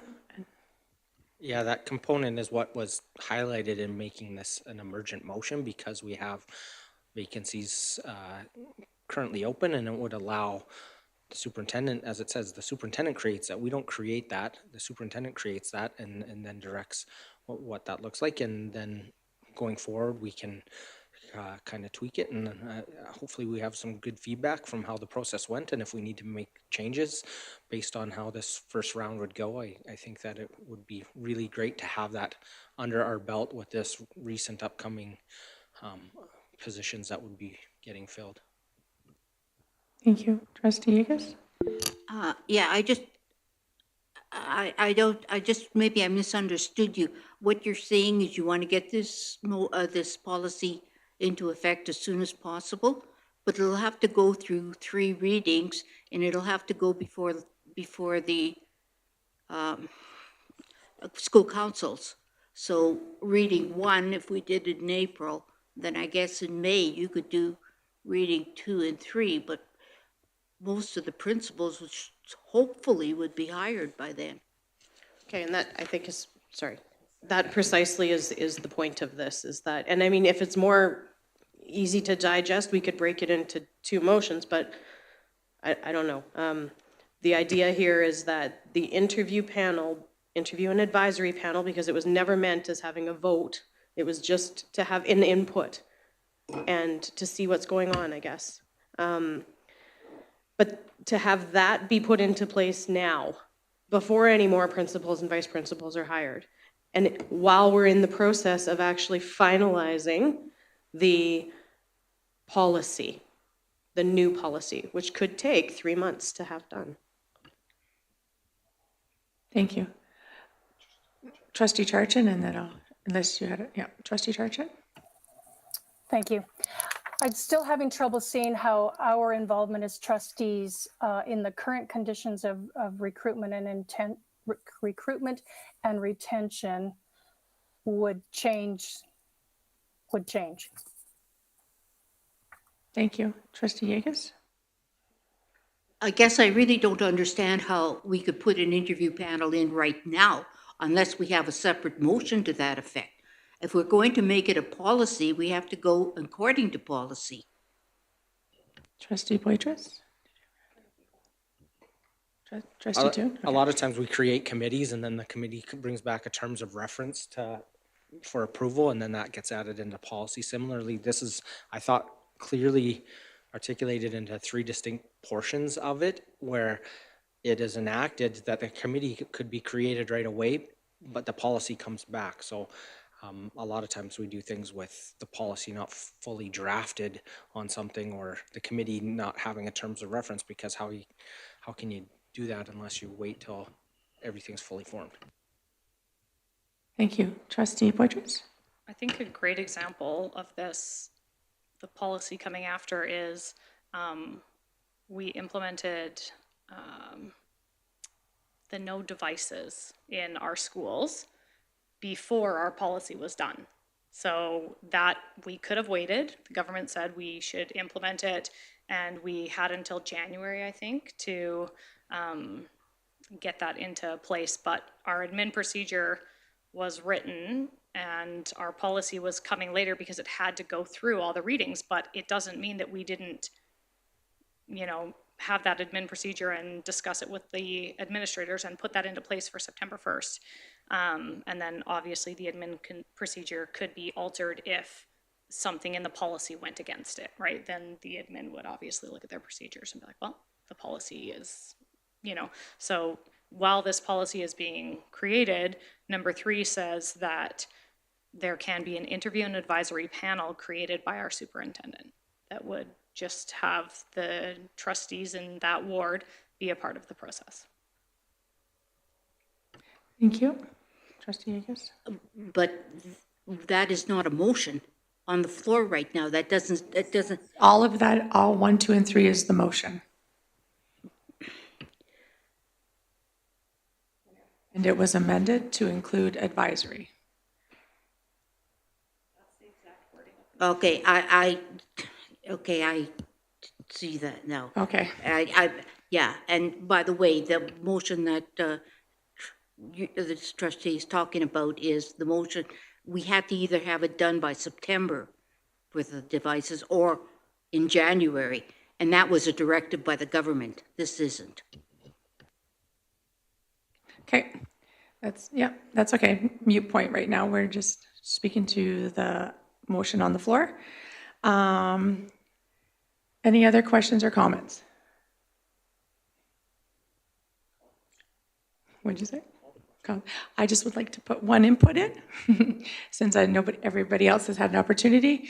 I really appreciate, there was a comment made earlier around having input into it. I do feel like our parents do come up to us a lot and have conversations around what they would like to see, and we hear a lot of parent voices. I like the idea of having a voice in that. I'm not 100% sure if we need to sit on an advisory panel. But I do appreciate the conversation here, and I'll leave it at that right now. So I would like to just pause for a minute to just give everybody time to just think about it, and then we will go into and then I'll call the question. Yeah, Trustee Agus, you get to close. I'm very sorry. So we'll have, not Trustee Agus, Trustee Gimber. Sorry, she did the last one. I'm so sorry. You do get to close, Trustee Gimber, not Trustee Agus. Wow, sorry about that. It's a lot of conversation. Would you like to close, and then we will have a pause? Absolutely. Thank you very much. Okay, so first of all, I really appreciate that everybody is taking the time to consider this, because it is a lot of papers that were put on your desk and in your inboxes at 5:08 this morning, I think. So just to clarify, the intent behind this is not for the trustees to become managers of principals and vice principals and to have a vote. It is to have input. It is to be able to share what they learn and they know, because they live in those communities and they serve the people in those communities. It is to learn, as Trustee Toon pointed out, it is to learn, like we do on the negotiations committee, the inner workings, and have really, you could almost call it professional development into the inner workings of the entire hiring system that goes on here. There's so much, I think, that can be learned and shared and gained, actually, I'm going to say, by the superintendent. When I've heard a couple people mention that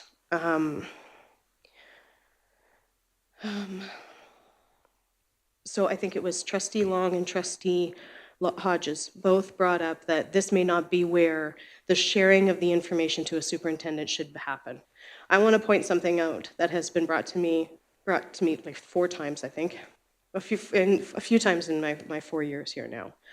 And that is that one individual trustee is not supposed to be pulled aside or pulled in and spoken with a superintendent at any time. We're all supposed to know kind of what's going on at the same time, right?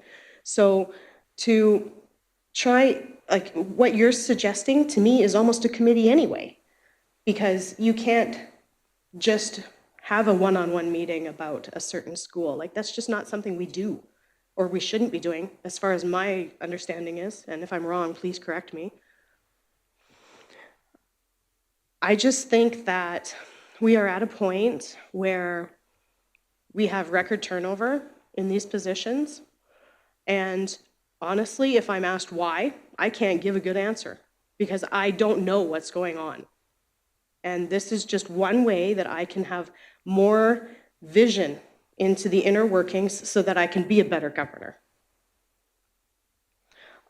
We have lots of opportunity to make some changes to the policy because it will go through 3 readings. I just think that right now we need to approve this motion to get that first step in place so that we can become involved in seeing the process through. Thank you. All right, everybody, we're just going to take a recorded vote. Yes. Gotcha. All right, let's just take a pause here for a few minutes. Everybody can just wrap their heads around it. It was a big conversation, and then we'll come back to vote.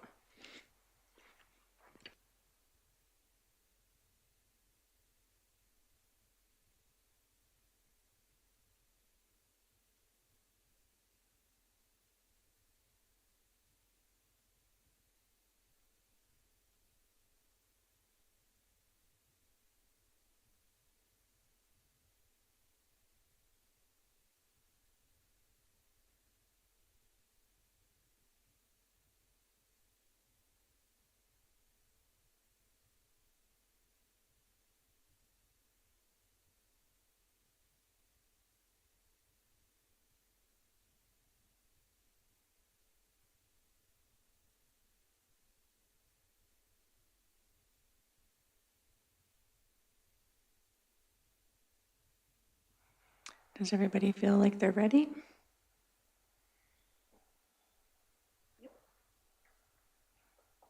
All right, I'm going to call the question. Any opposed?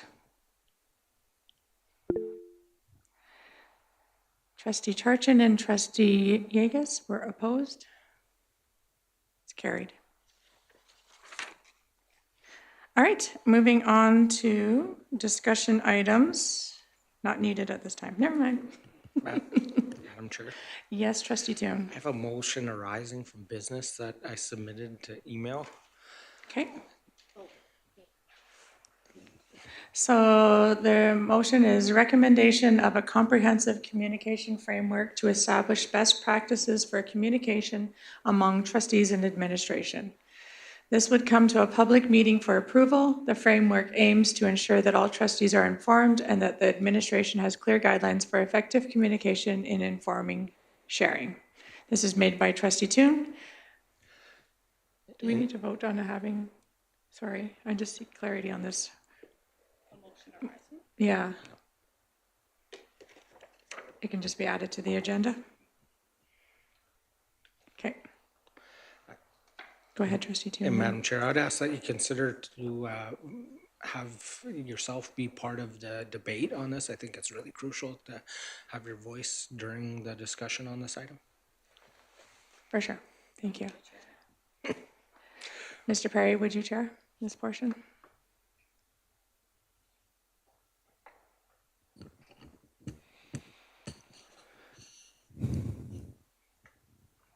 Okay. Motion by Trustee Toon arising out of business. Recommendation of a comprehensive communication framework to establish best practices for communication among trustees and administration. This would come to a public meeting for approval. The framework aims to ensure that all trustees are informed and that the administration has clear guidelines for effective communication and information sharing. Trustee Toon, would you like to speak to it? Thank you. This is coming forward out of today's meeting where we came to a meeting with a huge amount of information that was not provided before. But I don't think that this is a one instance situation. I think there's a lot of opportunities for us to build a best practices on what types of information, how and when it should be shared, so it's consistent. So it's not beholden on an individual trustee, the chair, the vice chair, the superintendent to weigh how things should be shared and when they should be shared.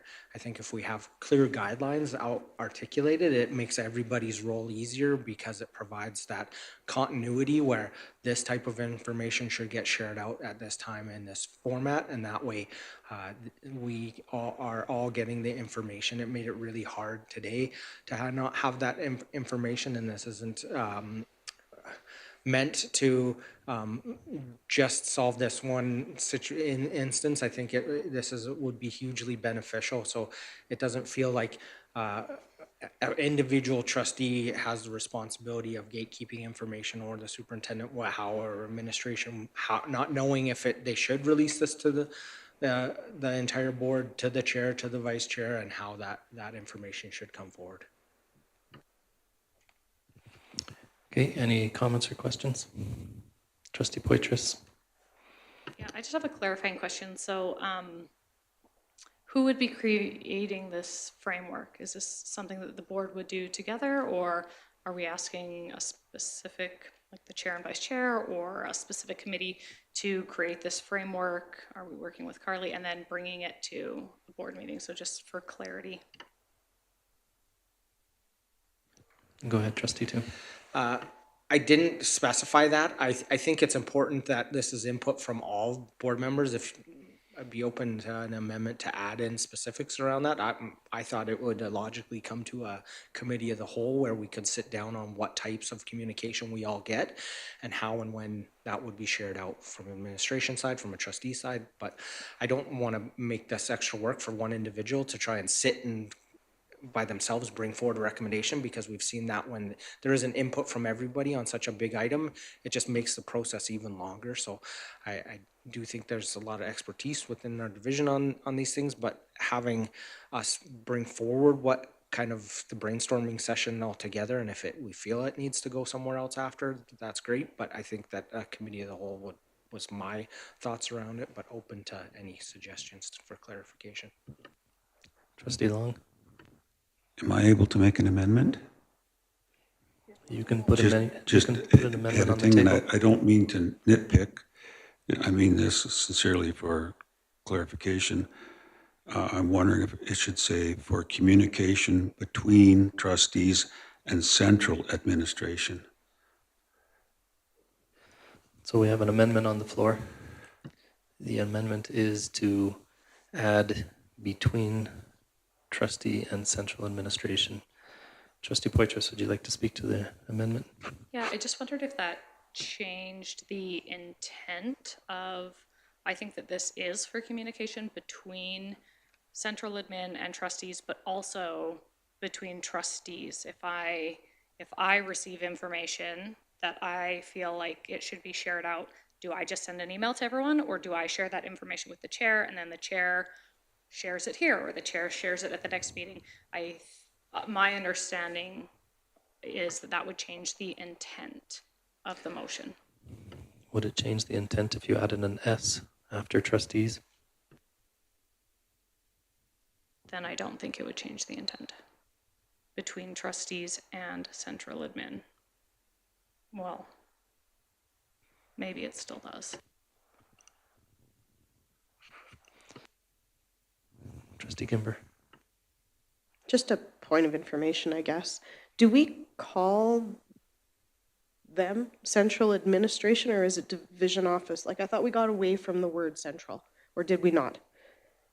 Typically, we use division office versus central office, but I would say for consistency, Trustee Long, I think we should remove the word central and put division office. Just because we have been trying to get away from that word central from what I understand in policies. Thank you, Trustee Gimber. Trustee Long. Yeah, I agree with that. I'm going back to Trustee Poitras. She wants, and I see that, she wants to have communication among trustees but also have communication between trustees and administration. So for communication among trustees or between administration? I'm asking Trustee Poitras. Yep, you could say communication trustee to trustee or trustee to division office. I don't know. I thought, in my opinion, it was clear without the amendment. Communication framework be established best practices for communication among trustees and administration. This would come to, so instead of wordsmithing, for me personally, it's clear just the way it was. So I would just vote against the amendment. But if it's not clear to everyone, as it wasn't to you, then maybe there should be a change. Okay. No, I wasn't trying to be wordy. That wasn't my intent at all. I see what you're saying now. I understand it better. Then I'm thinking practices for communication, yeah, between trustees and administration.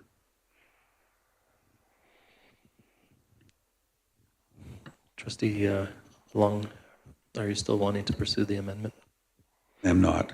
Okay, amendment has been removed. Unless there's any opposition by anybody. Seeing none, we're at the original motion. Any other comments or questions? Trustee Hodges. No, I appreciate this coming forward and laying out a clear, comprehensive communication framework. I think it'd be beneficial. And then if there's any kind of question, the policy can be referred to and followed, and so that there is no lack of nobody knowing what's going on. And so I think Carly could be a great contributor to this and helping us. So I appreciate it.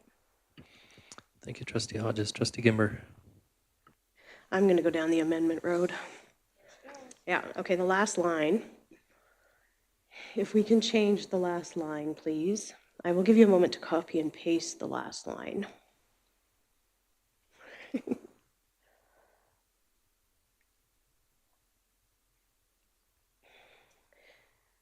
Okay, and then the last line would become, the framework aims to ensure that all parties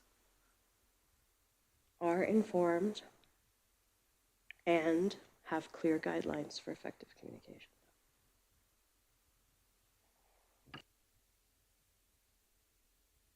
And I guess I should speak to it.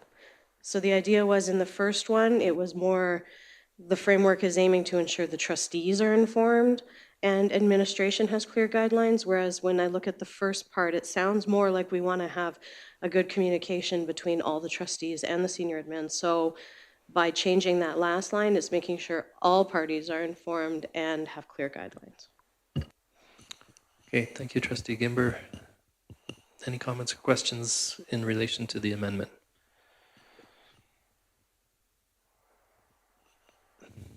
Okay, if not, we'll call the question on the amendment. All in favor or all opposed for changing the last line to the framework aims to ensure that all parties are informed and have clear guidelines for effective communication and information sharing. All opposed? Seeing none, that is carried. So we're back to the original motion with the last line changed. Any additional comments or questions? Seeing none. Oh, Trustee Yegas. Yeah, I really think this is a great motion. I think we need to have this communication going on because it's important that we all understand what's happening rather than coming to a meeting and finding out information and having to process it right there on the spot. So yeah, I'm really right for this motion. It really depends on when that information comes, but anyway, okay. Brad, do you want, or Trustee Toon, do you want to close? Just thank everyone for the great discussion around this item. I think that this will help clear the path forward and ensure that we're all successful in making decisions and being informed as trustees. Okay, thank you. I will call the question. I'll read the motion as it is now, and then we'll call the question. So the motion is recommendation of a comprehensive communication framework to establish best practices for communication among trustees and administration. This would come to a public meeting for approval. The framework aims to ensure that all parties are informed and have clear guidelines for effective communication and information sharing. Are there any opposed to that motion? Seeing none, it is carried, and I'll pass the chair back to Trustee Hodges. Thank you. We have no items in discussion, so our next agenda is to move in camera. But before we do that, I would like to do our key messages from today's meeting. We will have the 3 presentations, and what else would the board like to see? Trustee Long? Turn your mic on, please. Can do that. Thank you. Now I can hear you. Perhaps the information that the trustees' remuneration will be made public. Okay.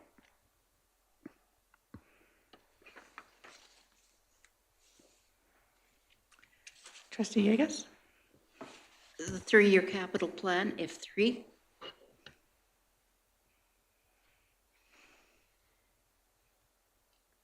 Anything else? I think included in that 3-year capital plan, the announcement for the pre-planning.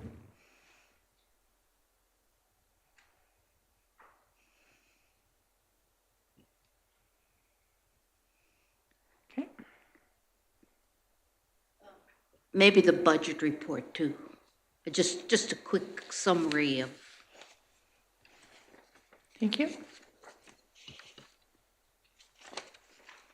Everybody's okay with that? Sorry?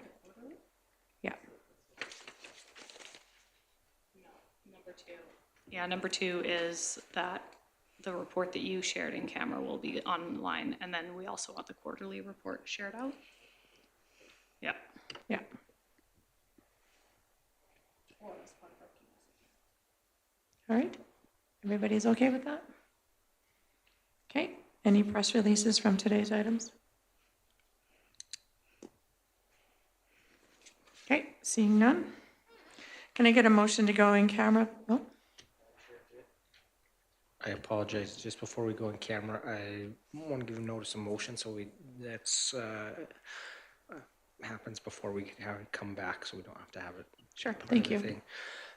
Just submitting this, and then I can read it, that the recommendation that the Board of Trustees establish an executive governance committee.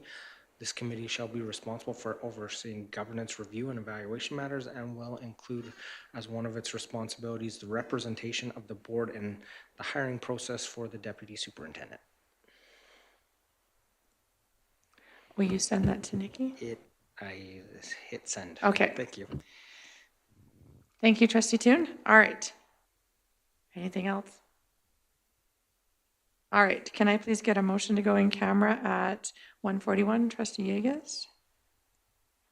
If everybody could move next door, please.